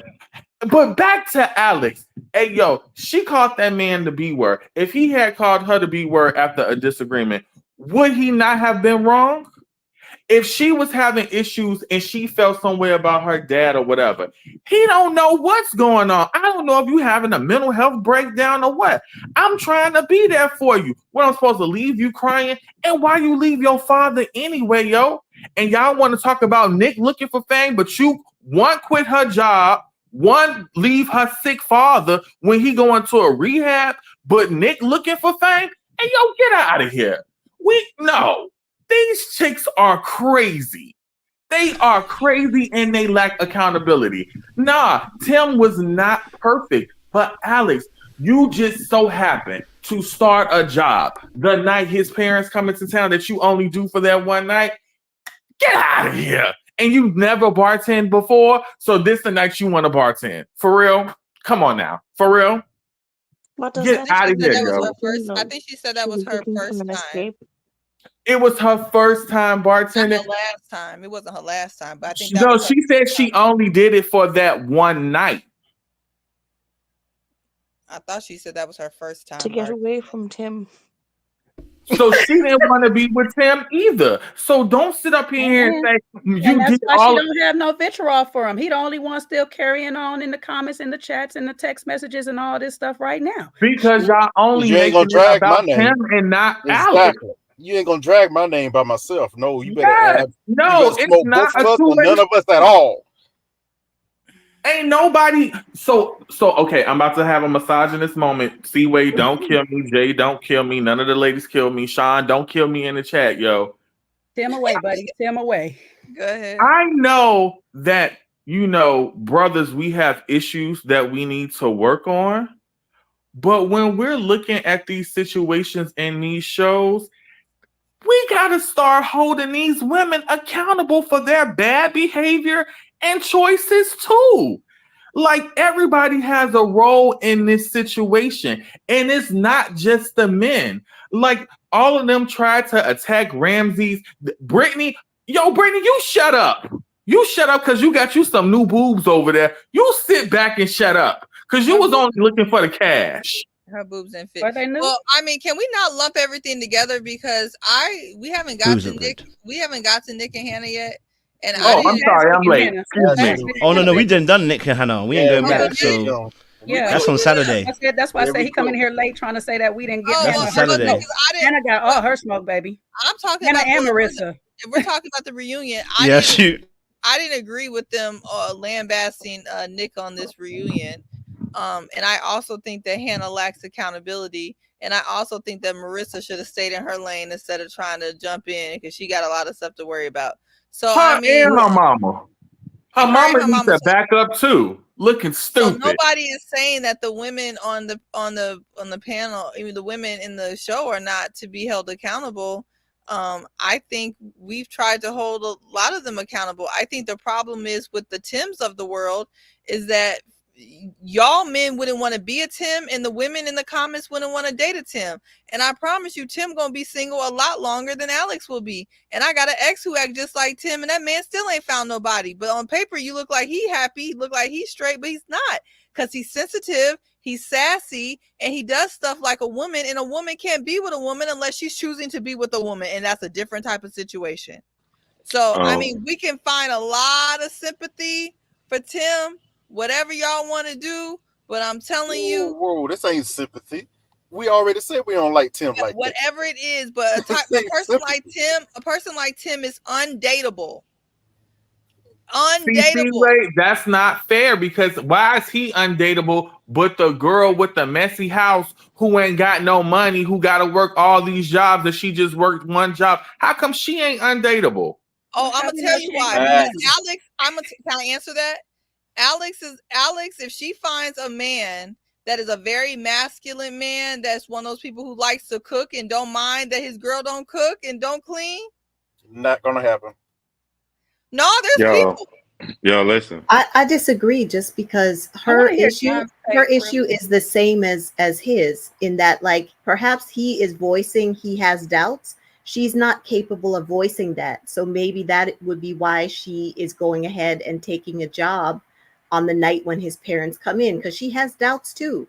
Or she doesn't like him in the same way that he doesn't like her, but she's not saying it. Exactly. They both need help, guys. I've already said they both need help. I'm just saying that Tim is top tier, undateable, in my opinion. As a man, I don't think that he's able to lead while he's leading in all of his emotions. He cannot even manage his emotions on that stage, let alone in real life. Do you think she is marriageable? Okay. No, I'm just asking, do you think she's marriageable? Because like you said, he's not dateable. No. Is Alex marriageable? No, Alex is not dateable. No, she's not marriageable at all. No, not at all. Why are we creating words? We are creating words. And I so did. I'll do it again. Yeah, I just want to know, how did Tim lose his cool on that stage? He was trying to get his point across. Because he's sassy. That's why. He always losing his cool. He's been. Did you listen to Jay's story? He's been losing his cool since the time in Cabo. He's always losing his cool. I don't think Tim. I don't. Tim never lost his cool. That's not Tim's problem. Tim's problem is where she said that he thinks that he's always right. That makes him appear to be undateable. But if we go off reality, Tim can easily find a woman the older he gets, that if he's stable, has a career, home, and a lot of things to offer, he can get him a woman. And I don't think that'll be a good woman for him. I think he needs to get mental help, but he can find a woman. Y'all are, I feel like, I'm gonna give women props before I say this. I feel like, because y'all can take more than a guy. You cheat on a guy, he's gone and broken. A woman can stay with a man and cheat on her. A guy get the flu, he's gonna act like a crybaby. Women are stronger than men so much. I think that when y'all say harsh words, y'all brush it off like that's not a big deal. You don't tell a man in your first ever argument when y'all done fell in love, you don't call him, he acting like a little B word. Like, if you're doing that on the first argument, and I'm thinking about marrying you in 10 weeks, like, just imagine what's gonna happen as we all do in relationships. We go through these big problems that we have. She said that on the first argument, and I think all women downplay that and don't know how huge that is to a man. A guy sees something like that, they're running away from the Alex. They're gonna run away from her. A lot of women gonna run away from Tim, but because it's better as a man get older, he is going to have options, even though I don't think he should be in a relationship. I think Jay was right that he always likes things perfect, but I'm curious why nobody has ever brought up the fact that she used doubt to be a certainty. Doubt is not a certainty. He had doubt. That means that he could not marry her or he could marry her. She gave him a certainty. Her certainty was, I'm not getting married without my father's approval. So you're on a show, you're only going to meet the parents once. he has to ask her father for approval, whether he has a doubt or not. Because if he has a doubt and that doubt turns into, I want to marry her, but I didn't ask her father, they not getting married. He had to ask. Now, me, I would have kicked it to her father like, if things go according to plan, or I love your daughter and my intentions are great. And I do think Tim gets the rough end of the stick because I do think Tim's intentions were great. I just think his flaws are, you got to be perfect to be with somebody like him, and he'll never find a woman like that. But he had to ask her father to marry him, and I think she gaslit Tim. Why are we spending all of this time talking about how late she worked? She did all of this on this show. She said it. She said it at the reunion. It wasn't all the way into the end. The real truth came out, and that I had these doubts, so I didn't know, or why would I want to meet your parents? Why did we waste all of this time? And people do that all the time in relationships. They throw all these things up, and you're trying to fight these things when the real reason hasn't come to fruition. The real reason is she had doubts. It don't matter how late she worked. It don't matter where she went. So when Tim's saying that you didn't give my parents the same respect, if it was because she had these doubts, she's admitting that's why I didn't give your parents the respect. No, he had the doubts, not her. Yeah. She said he had the doubts. That's why she was mad. He had the doubts. doubts. No, we're saying the same thing. We're saying the same thing. We're saying the same thing. But we're saying the same thing. Trey, hold because on. I'm gonna answer because he had the doubts. She was like, why would I want to go see your parents if you got these doubts? Doubts are normal. Doubts are going to come as you move closer to marriage, even if it wasn't on this show or not. Why is his doubts a death sentence? But she's saying, I will not marry you if you don't ask my father. So here you go. He gave the same thing Ramsey gave. You gave certainty, and then all of a sudden you got doubts. When her certainty, based off of what you're saying, her certainty was, you got to talk to my dad and ask my dad. You read the whole letter to my dad, and some hours later, now you have doubts. That was a certainty. Now, hours later, you have doubts. Why is that not a simple conversation? Like, if I'm in love and nothing can go wrong, she could never call me a little B like Alex did. Everything would be great. And why can't I come to my partner and go like, I don't know what happened, just I'll go like a little doubts kicking in, and we having just a normal conversation. Doubts are not a certainty. Doubts could easily. Here we go. But would they not have doubt? Hold on. In the beginning of this, we all agree that their communication with each other is very poor, because when she went and ran off, she should have easily told him, hey, I'm feeling some type of way about my dad being in the hospital. I need my space. He could have easily gave her the space or whatever. Communication has been a bad thing for them. So in a normal relationship with people that communicate very well, that should be an easy conversation. You have doubts. Let's talk about these doubts that you're having. Why do you have these doubts? But for people that do not communicate well and stuck in their own agenda, this is going to be a bad situation. I have doubts. Well, what are the doubts? I don't know. I don't know what it is. We don't know what the whole conversation is that they had. They never seem to get around what are the doubts? Why do you have the doubts? It sounds like it was just, I got doubts, so now I have doubts. You got doubts, so now I got doubts, or whatever, stuff like that. The problem is you gave a certainty by, I told you, my certainty is you speak to my dad and get his permission to marry me. If you go and do this, and then some hours later, I'm gonna have to treat him just the same way as we treated Ramses. You knew up until, and then you didn't tell her the truth on what it is. So she now has these doubts. So now you want to fault her for every little thing that she got going on. I'm not saying one of these people is perfect or anything like that. Neither one of them did the right thing and wanted to really be with each other, because they would have had the proper conversation. But as the man, and she's following the man's lead, and y'all want us to follow y'all lead, you got to tell me what's going on. Why do you have the doubts all of a sudden? I disagree with you to say that now he wants to fault her. And in that, you're giving Tim too much credit. Tim didn't just all of a sudden now want to fault her. I think Tim going to fault anybody because it's just a natural flaw that he has. He been faulting her. He probably faulted the woman before her and the woman before her. This is just how Tim is. This is Tim's flaw. This is you. You still not being honest though, because the honesty was, I'm still not over the fact what you did in Kabul. That's the real honesty. Now you're picking anything. The naps, you talked about the naps. She didn't spend time with the family and all this stuff. When the simple answer was, I'm still not over the fact that you called me out of my name in Kabul. That's not that, but that's not true though. That they never said that on the reunion. He went back to reiterate that, like, y'all on this hand thing debating back and forth. I'm upset about the name you call me. He never said, I have doubts still after talking to your father because of the name you call me. That's what you're saying, Jay. No, He that's never what he said that. should have said, because that's where it came from. That's what I'm How do saying. you He know never that gave though? it that, because But how do you know? that's when all of the BS started. That's when all of this BS started. He checked out from Cabo. He can't sit there and say he didn't.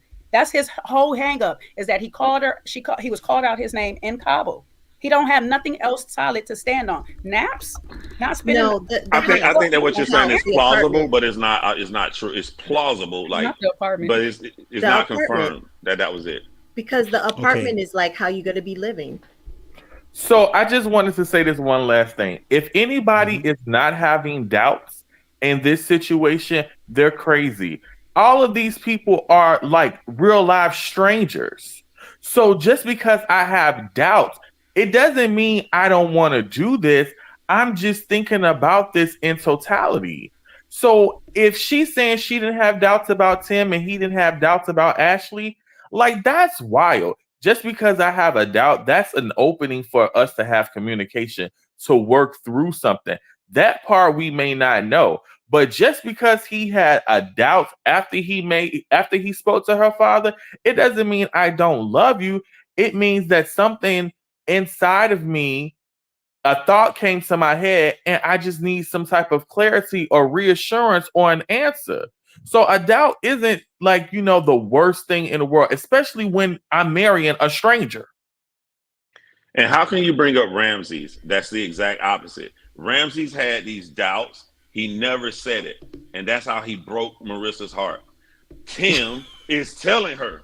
Tim is straight up telling her the doubts. And now that's an issue that caused you to not show his parents the same respect. That's what I'm saying. Like, I don't care about her schedule. I don't care how busy she was, because throw that all out the window. She only got passionate when she said, why would I want to meet your parents when you have a doubt? That's the real answer. Okay, so wait.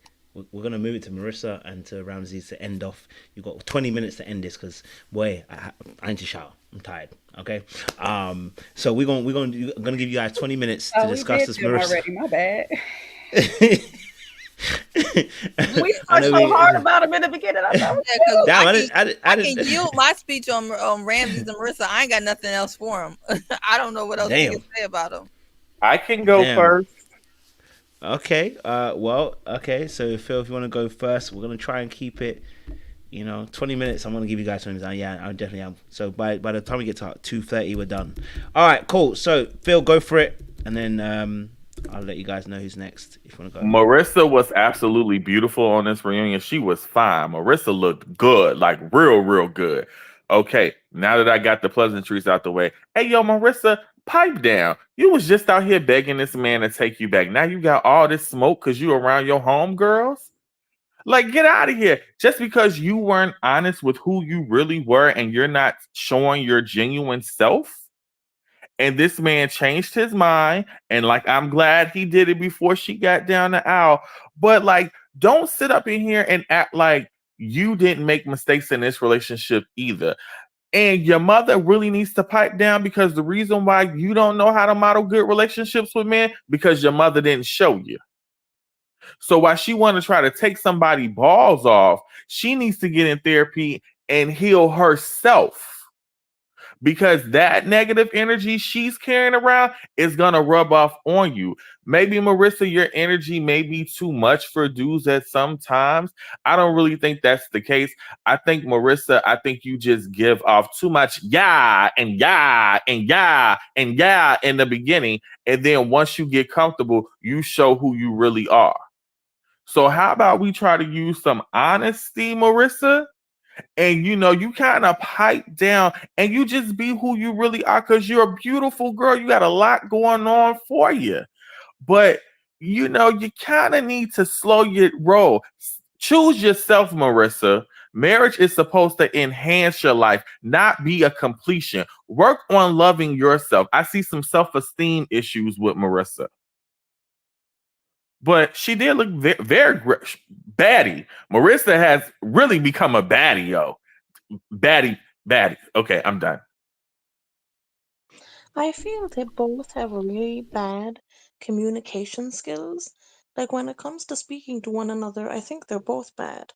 She was telling him in the apartment, I don't want sex, leave me alone. But then when she was in the car on the way home from work, she was sending him naughty pictures. And he mentioned this. And it's like, why are you doing that if you don't want him? You're confusing and it's ridiculous. And at the reunion, even her mom looked shocked when she was like, oh, and I was still sleeping with Ramses after he left me. Her mom did not expect her to say that. And you can tell they had words on the car on the way home.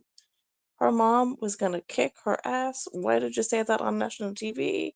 Now people are going to know you did this. This whole thing was mad. Like, they should have not been together because they couldn't communicate properly with one another. They both, it seemed to me at least, misunderstood each other completely. And they both got everything wrong, I think. Yeah, I agree. I think I think again, they were mismatched and there were so many red flags as to why they shouldn't have been together. So many red flags. On her part, I think she tried to make him something that he wasn't or thought he was something that he wasn't. And it was plain to us looking on that he wasn't those things. I don't think I get what you're saying about the sex, and I think the sex was the one thing that they actually could do well together, so they kept falling back on it. And I think we all have known people, at least I have, who go and sleep with their ex again. It's easy, it's familiar, whatever. And I don't know what she intended by that. I don't necessarily assume she was trying to get back with him when she was sleeping with him closest to the reunion, but I feel like it's the one place where they actually were able to connect because they, like you said, they can't communicate well otherwise.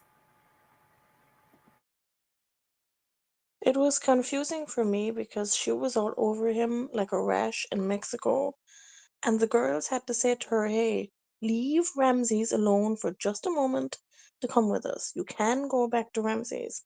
And I felt personally, when they came back to DC, she completely changed who she was, going from being all over him to not being all over him. And then I don't feel she explained herself very well. I think She has an myself, autoimmune disease. She was on her cycle, right? Like she told us plainly and him plainly. She has PMS.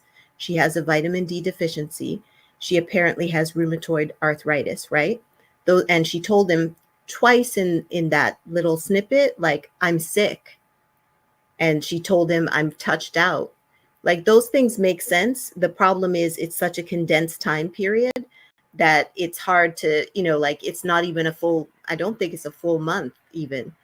So like when they were, it seemed like when they were in Cabo, she would have been ovulating. So that's another reason she might have been ready to jump him. And then when she got back home, she was dealing with PMS and with her period. So to me, that made sense. But I might have misread the situation, but I got the impression that Ramses is a very like physical touch kind of person. And I got the impression that he wanted kisses and cuddles from her, but he sucked at explaining himself. And it's like, well, why don't you just say that that's what you're looking for? I don't think he was all the time looking for sex, but he failed to tell her this. And so, because he couldn't explain himself properly, that is how it came across. And it would have been rather simple for him to just say, look, I just want to be able to hold you. When is it okay to do this, and when is it not? I don't want to do the wrong thing. You have to tell me when it's okay to touch you and when it's okay not to. Some But she people but she can't did handle tell him physical that touch. she told him she wasn't up for touching and he still touched her anyway. That to me was a boundary that he went over that I didn't appreciate because she told him I just am not feeling like being touched. And he kept asking and asking until she was like, okay. In the scene when they were in the kitchen, and he kept hugging on her, and she even went in the bathroom for a while, and then he just kept asking, can I touch you? And he was repeatedly asking, which to me it's like, if you need to ask that many times, the answer is probably no, but maybe the person will allow it because you keep asking. So I was frustrated by that. But can someone explain to me why, when he was asking that question, why she then came to him and went to hug him on her own? Because he actually stepped back and then she came to hug him. And I was very confused by this. Because if I don't want someone to touch me, I'm not going to then go and hug them. Exactly what kind of message am I trying to give? That's I've also been in confusing. that situation myself. So the thing about the hugs though is like even if you are not feeling like you want to hug somebody or that is not your love language, for a lot of people that's the resolution to an argument that you've had. It makes it okay for them to give them a hug. So I took it as that as opposed to starting something. I took it as ending something on a good note. I just feel that's going to add more confusion though, because if I want to hug somebody and they don't want to hug me, but then suddenly I'm hugging them, they're going to be very confused about what kind of message I'm trying to give. Do I want it or do I not want it? And if I don't want it, I should stand 10 toes down and say, this is not for me. To be honest, it's never going to be for me. I only want the sex if I want sex. I don't want you to touch me. Go away. And because he asked her when she was in the bathroom, are you still okay? He asked her that because he was insecure. He thought he felt rejected in that moment and he thought she was running from him. And because But you, she you didn't just answered communicate the well, it question came though. across that way. Have you never been in a situation with a guy where when you put them off for whatever reason, you don't want to be touched, you're not feeling sexy, they feel some kind of way about that. They feel very rejected by it. And so like when you're not meaning to cause a big problem in your relationship, you're not trying to break up with them, you're not trying to make them go away forever. You maybe just want a little space. So in that situation, I have given a hug. I have touched, even though I wasn't in the mood for that.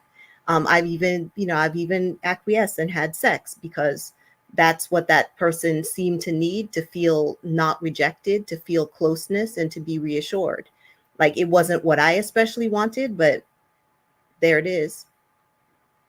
And how did doing that make you feel? I'm just curious. I mean, it's in the course of a much longer relationship, a pretty good relationship.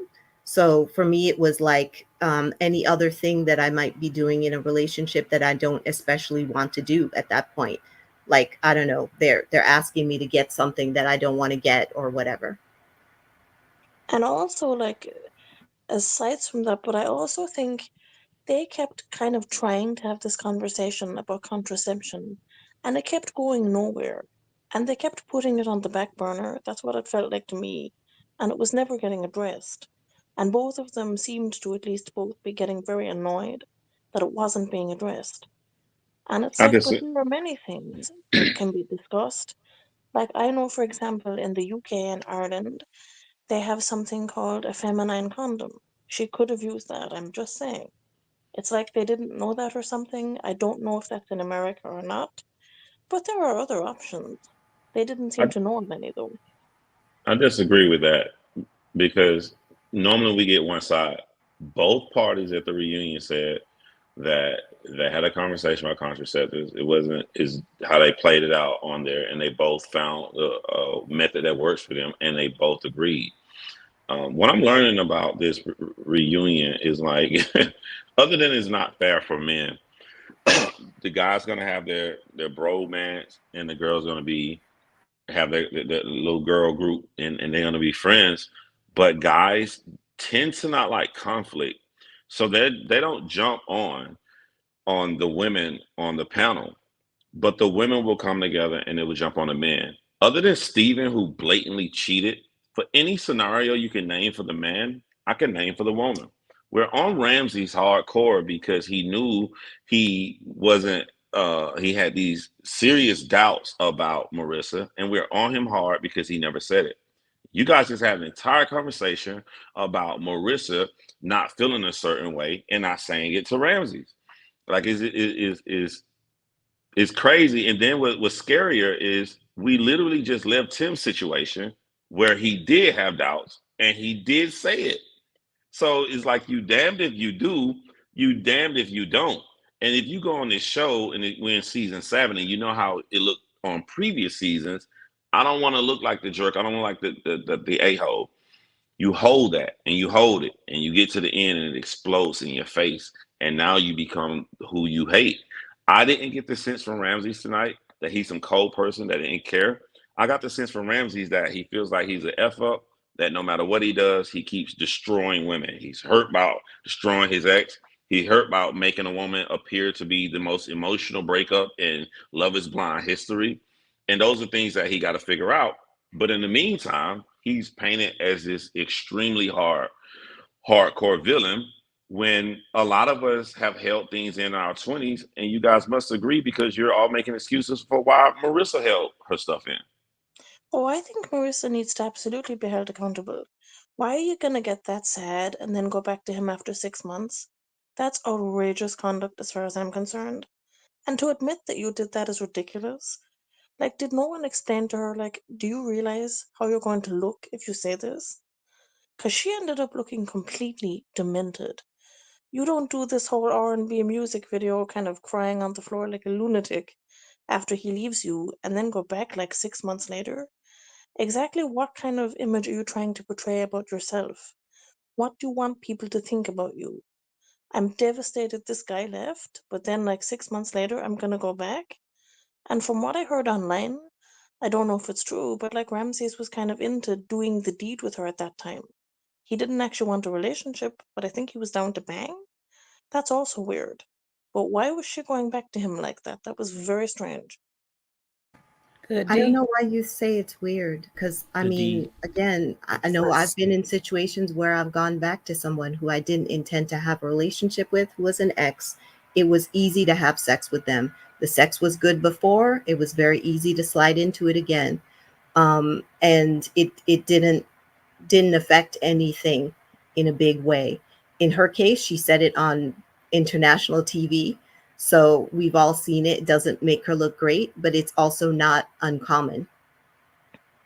I just think if Ramses is as bad as she was kind of trying to say he was, then why would she go back to him?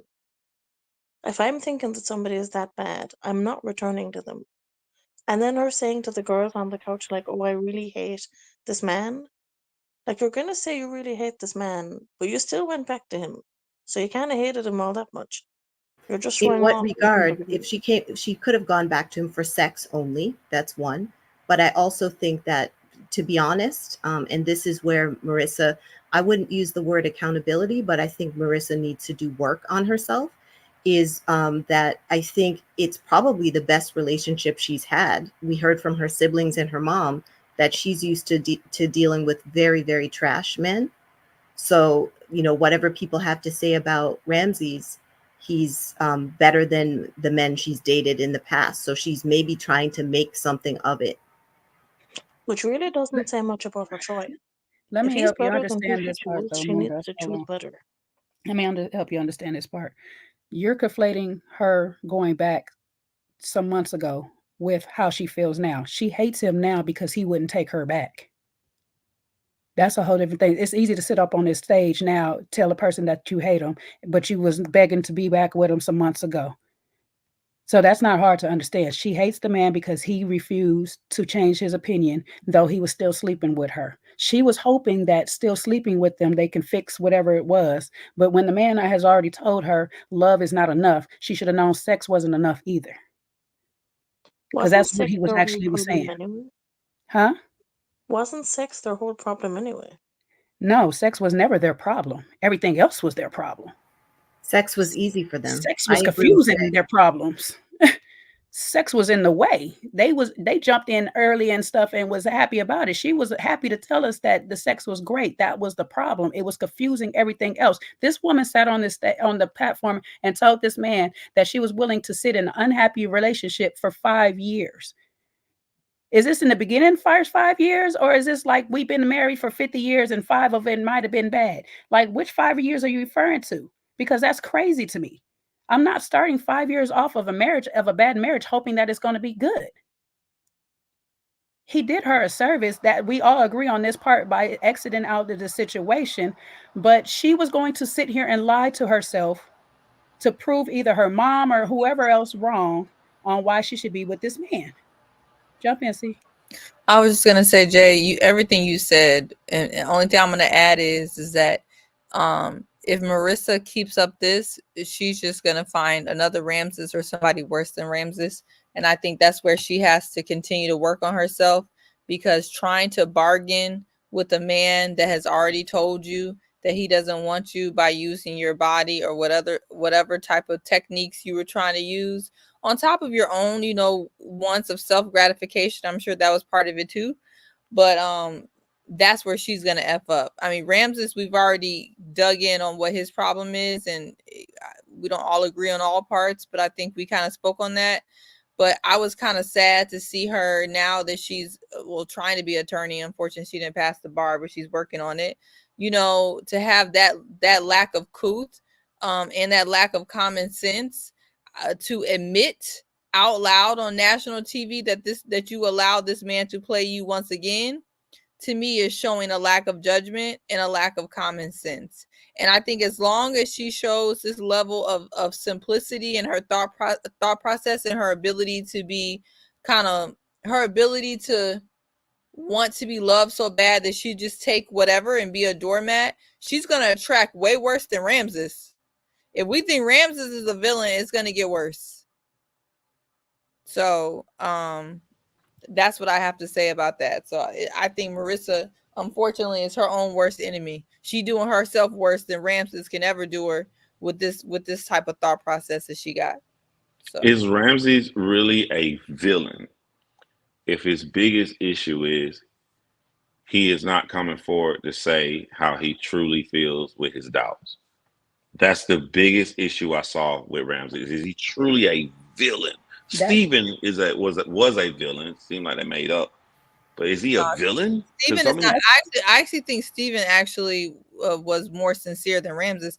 I don't want to circle this drain on Ramses again because I feel like we done circled it, twerked on it, popped over around it. I just can't do it no more. All I can say is that the man was not sincere, in my opinion, at all at any point in this show. On top of not being sincere, he used Marissa as a cum bucket. And I said it last time, I'm gonna say it again. He got off what he needed to get off. He knew that she was desperate and was willing to go along with it. She was enjoying it, knowing good and well that he didn't want her.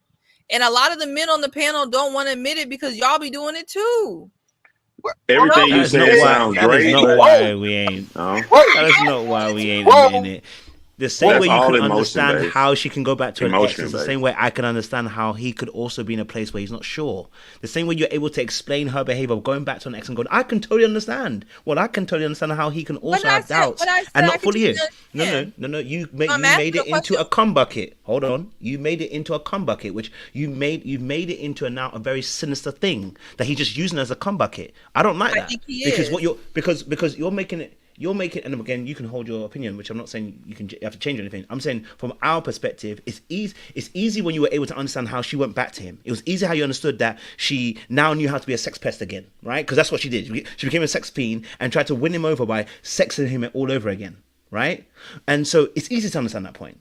But the moment that he has a doubt and he did not express the doubt, which is what Love Lens was saying, you're now telling us he used as a cum bucket, rather than trying to maybe have a more nuanced perspective of going, actually, the same way I can also see Marissa's faults, and I can also see where he's coming from. That actually, maybe he has some doubts.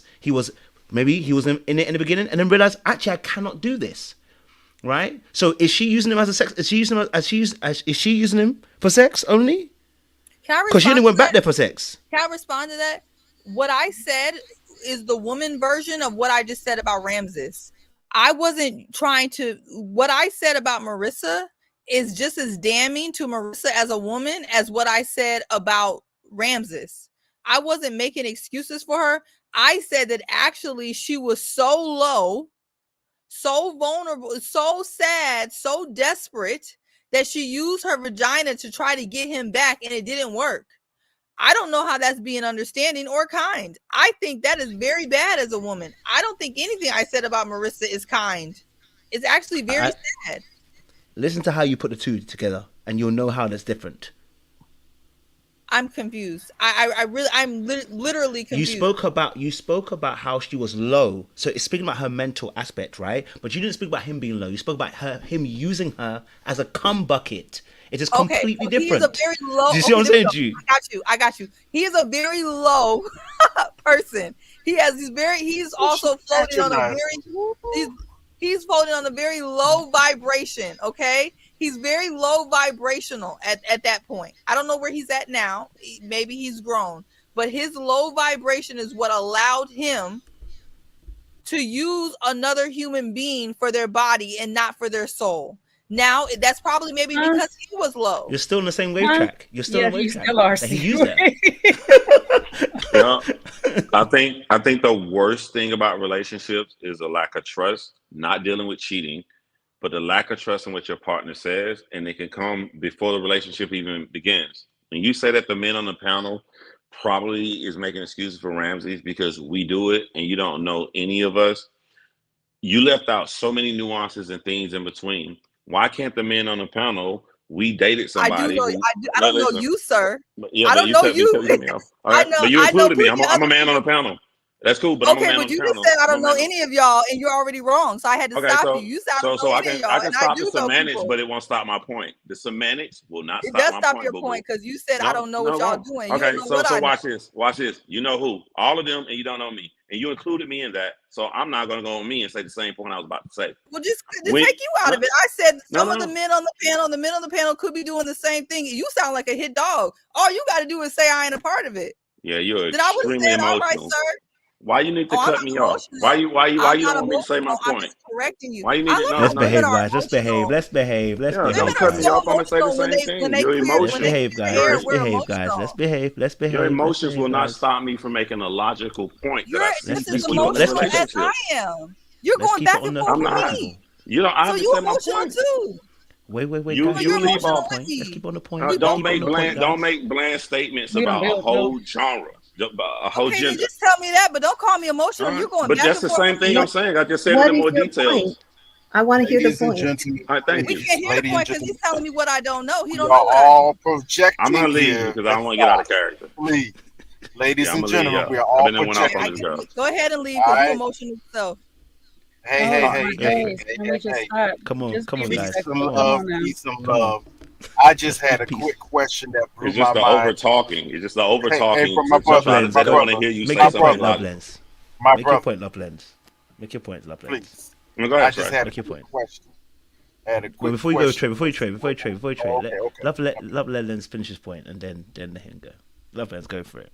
If you really care about dialogue and learning, you wouldn't paint something with such a broad stroke to go to these extreme levels that multiple people look at somebody as a cum bucket because they have a different viewpoint than yourself. Are you still A lot of people. You cut me off.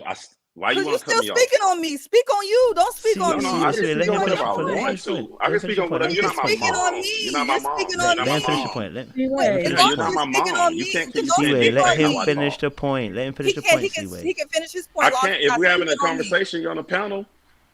But you're Let him finish making his point, generalizations Seaway. about me. Don't speak on me. No, I'm going I don't off know exactly you, right? what you said. You don't know me, and I don't know Seaway, you. let him exactly. finish the point, Seaway. Let him finish the point, Seaway. Let him finish the point. Go for it, Lovelens.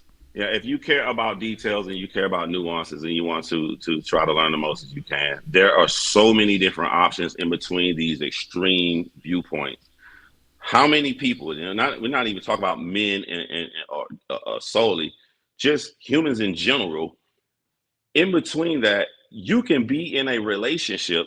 You can like somebody. You can see horrific things happening. You can have friends telling you you should pull out. You can see things to where you know that this isn't going anywhere. And how many human beings still stay in that? They stay into that, and the whole time they're thinking and they're coming to a viewpoint that this is something that I can't deal with. You throw away these nuances whenever you go to extreme measures. That's all. Seaway, if you want to respond, you can respond. My only response is that I understand nuance. I do understand that.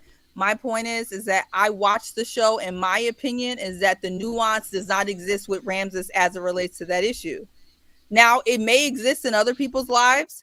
I'm not saying everyone who ends up in a Ramses-like situation is just using the woman as a cum bucket. I'm not saying that. I'm speaking on what I witnessed with Ramses, and that's how I feel. It's how a lot of people feel. They feel like that he was using her for her body, especially because he recognized that she was desperate and really needed love. So that's my opinion. Now, if you think that there's nuance with Ramses, y'all have a right to feel that way. I don't. For me, I felt that way. And when Seaway said it last time, it resonated with me just because he didn't seem to care about her health. He didn't seem to care about how she was feeling. It was just like he wanted to hit it and he wanted to hit it raw. So that's how I thought of it. As far as, him being a villain, I don't think he's a villain. I think he's confused largely. I think he's fairly selfish because it's hard for him to, he either can't put himself in the woman in the situation's point of perspective, or maybe because he's been divorced already, and because this is like, we have to admit, it's a very strange process. He's just kind of thinking about himself in it, kind of like, and same with some of the other couples that we talked about. They're just kind of checking off boxes. Is this okay with me? Is this okay with me? And will I go to the altar with this? I think the couples we've seen who succeed on the show are the ones who are able to kind of suspend disbelief. So like from the very beginning, Taylor and Garrett decided that they were a couple. They were a we, and they were going to behave like a we. So it was never a question of like, what do, me and self-protection, or me and what I need to have. But with Ramses, it was very much like, almost like he had a list of what he needed to have in a relationship. And, she was going to do those things, or he wasn't about it. So that's how I look at it. So I definitely agree that Ramses was not genuine. I did agree with you with that, Seaway, but I felt like Marissa was using Ramses as an emotional support dog. Like she's using him to give her this completion that she needs in her life. She's using him so she can feel chosen due to her lack of self-esteem. So as much as he may have used her for sex, I feel like she is just using him for like some emotional stability that she's lacking in her life. Well, Phil, I actually agree with you there. I think that's actually what I was trying to get to earlier, is the fact that her gaps in her trying to kind of make any man work in her life has opened her up to a lot of bad things. And I think that she was willing to make it work with Ramses no matter what he said. They could have been a complete mixed match, and she was still trying to make it work because she wanted the love, she wanted to be married, she wanted the things. And she was trying to insert Ramses into a situation that probably wasn't best for her or best for him. So right. I can agree with that. I agree with you, Seaway, but when you say that, back to your earlier question, any man she's gonna be with, because Marissa does that, is going to be the villain, just like she is going to be in the villain in that relationship, because she is just trying, because of her being incomplete with herself and being Marissa standing alone. Any man she gets with is going to be the villain, because why? It's never going to be genuine, because she's just trying to make them fit instead of them fitting. She's trying to put, what they say, a circle into a square peg. So that's why both of them would be the villain in the situation. Can I respond to that though, Phil? Mm-hmm. I've had situations where on both sides, where a man will say, hey, you know what? I know we want to make this work. He'll say we. He probably actually meant me. You know how men will do, trying to be nice. I know you want to make this work, but this is not going to work. And do it before the woman feels used, or before anybody feels used or taken advantage of. So I don't think anyone that she's with has to be a villain, because I've seen plenty of times where a man who knows that this is not working out is able to cut things off before things get too far. But in this situation, I hate to say it, that's what Ramses did. He just didn't explain himself well enough.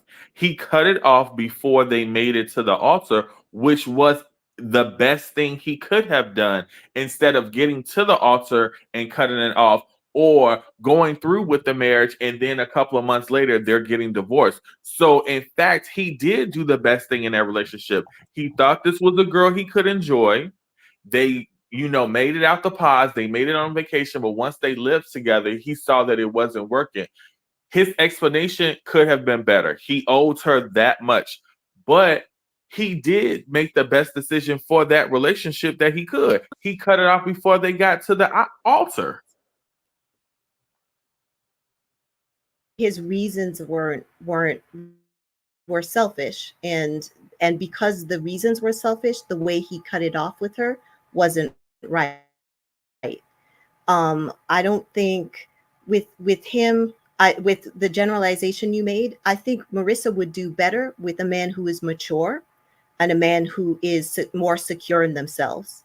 Like maybe Marissa, I mean, she definitely needs to do a lot of work on her own, but she can't be with someone that's immature and confused and someone who is insecure.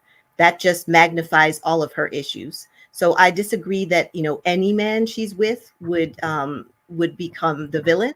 I think she has to be with a specific type of person and she has to do a lot of work on herself. So I agree with you, but I think we need to flip it. She needs to do that work first and then get with that man. Because how do we know I what kind of agree. man she needs to be with until she gets herself together? So while I do agree with you, I think we need to flip it. Marissa needs to work on herself and get herself in a better situation and then get that man. Because right now, I don't even think Marissa knows what kind of man she needs because she don't even really know who she is as a woman and how she wants to present herself in a relationship. Ideally, I would agree with you, right? But like this might be a lifelong battle with self, you know, like this is many, many years of therapy. We saw her mom and her family situation that she came from. So it's going to be a long haul. And if Marissa wants to have kids, Marissa wants to move on with her life, you know, like you can be in therapy and working on yourself and also have a relationship. So like I agree with you that she shouldn't just be like trying to solve her problems with people, filling her holes with people, but at the same time she might be working on herself and get in a decent relationship, but she can't choose anybody that's as immature as that guy, It came across and to she me as can't if choose somebody maybe like that's as insecure as he is. I yeah, agree, and I just wanted to add this one last thing. Where her daddy at? Because I got smoke for him too. Not just her mama. Where her daddy at? I think Because her I daddy's want him no to longer feel this living. wrath too. If I'm recalled, I think her daddy's no longer living. My bad.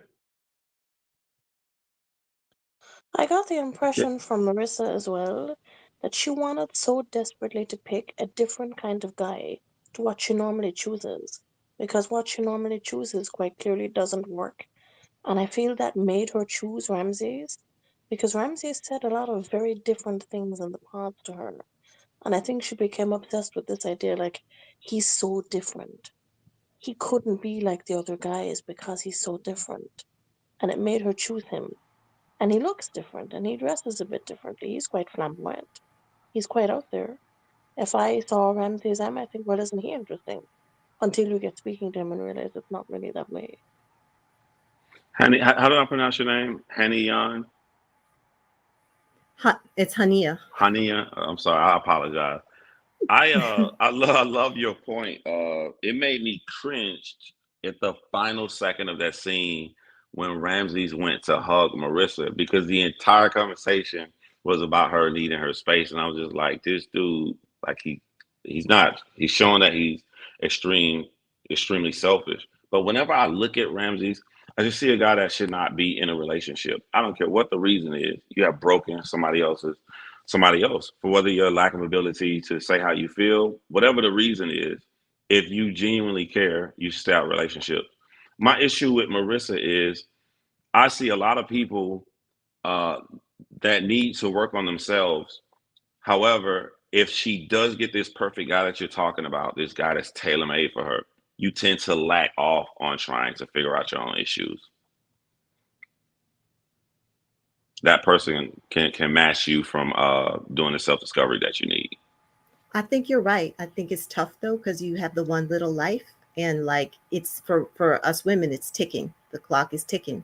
So if you want to get in those important life steps, like I don't mean like getting a wedding dress or whatever, but if she wants kids, for example, it makes it harder to be like waiting and waiting and waiting, and there may be no end in sight. Like I don't know the level of her issues, right? Marissa seemed desperate to have children as well, because she told Ramsey something in the pods about however many years until we have kids. And then when they met her mom was like, oh, she'd have kids right now. And she didn't say, oh, no, mom, you're wrong about that. I didn't say that to Ramses. She kept her mouth shut. She was very desperate to have kids. And if I'm Ramses, like I suppose being the devil's advocate, if I'm Ramses and I hear that, I might be thinking, well, hold your horses. I wanted to take my time before having children. Why are you all of a sudden now saying you'd be okay with suddenly having kids? That would come across as quite scary to me. So I she think meets that this mature Hold on. man. Wouldn't this really mature man, if the guy that you guys are saying, not date her? Why, like if he can see the contradictions, he can see that she's going to do anything that he says because she loves more than looking at what she particularly needs for herself or her own values and wants. Wouldn't the guy you're describing not date her? no, I'm not thinking that she should rush out and go and get somebody now. And I'm agreeing with Phil that she does need to get work done. She needs to work on herself. I'm just saying it doesn't always work. Like there's people that are addicts, that are alcoholics, that go in treatment, do the work, and as they are doing that, they have a partner. So it's not like we reach this stage where we're perfect and then all of a sudden it's like you can have a partner. I just was thinking of, in what would be the best type of partner for her. And it's not this guy. As far as the age goes too, or the kids go to, the reality is, and this might be scary, but it's like if you're a man and you're dating a woman in her 30s, her mid to late 30s, you have to expect that she probably is going to be looking to have kids. Like that would be a reason for you to date someone younger, someone older, if that's an issue for you. um because there's just a biological imperative to have those kids, Yeah, and no, an invitation. I'm sorry. Okay, we're But gonna you end it shouldn't there, want to guys. have We're kids gonna end just it to there. We're feel gonna end it there. validated. We're gonna end it there. We're gonna end it there. Listen, look, it's been a good conversation. Listen, Saturday is a super panel. Okay, this was meant to be an impromptu. You guys have talked well. I mean, you've shared different points of view. We've had a little bit of carnage. We've had some good debates. We have different points, different, holistic viewpoints on different people on the show. Listen, Saturday night we are gonna go ham and go hard. Okay, all right. I hope you're gonna be ready for that. Listen, I've enjoyed all the different points. It's been good. Okay. So Saturday night I said Saturday night, well, we actually Saturday afternoon for you guys actually saying that. Because we had it at 7:30 last time. So I think I have it at 7. So we had it at 1 o'clock. We'll have it at 1 o'clock. It'll be 2 o'clock. It'll be 3 o'clock EST because our clocks have gone back. So 3 o'clock EST, 2 p.m. CST will be on Saturday night. So come ready to give your points of views and your different thoughts as well. It's good to have. We just had a good conversation today, and I know, it was intriguing because it was hot, because we just fresh off the pressure and watching the show. It's still fresh in our minds. By Saturday, the water would have rushed over us a little bit a few times. Your shower and your bath would have cooled you down all, okay? But listen, there's no Sean, so I'm gonna just take it away and say, listen, make sure you guys are ready for that show on Saturday. There is actually a thing I want to read out. Sorry, B Love said, it's crazy how people can say I love you so lovely, so loosely these days, then break up and the next day I say I used to love such and such. That isn't love. I hear you. Listen, our new members, Asia, we have Tinashe, Joe, and we have also Tay as well. Welcome to the club. Again, Saturday will also be a members only comment section. Not a members only live, but members only comment section. So if you haven't joined the members, you need to join the members. Thank you for Moon Dust for joining, Trey, for is it Haniyan? I'm going to pronounce it wrong too, because me, my pronunciations, I definitely can kill someone's name. Jay, Love Lens Review, Phil, it's good to see you on board as well. Seaway, always great to have you on here as well. Listen, Saturday night, come ready, okay? Saturday night, come ready. Be on time so that you don't miss the important sections that you want to talk about and you want to hear about. We'll probably go for 4 hours. I can't lie to you because I'm sure people really want to flesh out the conversation on that attempt. But before I do go, it is Sean's birthday. I know he's not on here, so he probably doesn't want to be embarrassed. But Sean's birthday today. Well, it was actually still, technically it's still today, but it's for some areas. But it's his birthday today, and we want to wish him a happy birthday. If you would love to support Sean as well, send him a little birthday gift in his Cash App. His Cash App is Sean Davis 120. Send him a little something to show that you appreciate him. And I know the ladies will, because he's been killing it of late with the points. He's talking about the M's and the P's. Okay, all right? And we want to see some P's in that account. Okay, ladies? All right? Vote with your pennies and your pounds and your dollars, as I would say. All right? So send him a little something just to say you happy birthday to him as well, and show some appreciation to him. All right, guys, it's time for me to go. I need to go. I would say go and sleep, but I got to go to London now. So I appreciate y'all, and I might be on a little bit later on because I need to do Married at First Sight live as well. So I appreciate you guys. Stay locked, stay loaded. Don't do anything I won't do, okay, baby? Don't do what I would not do. There's not much I won't do. And we had 800 plus people on the channel. What a blessing. We'll see you on Saturday night for another rendition of Love is Blind Season 7 reunion. We'll see you there.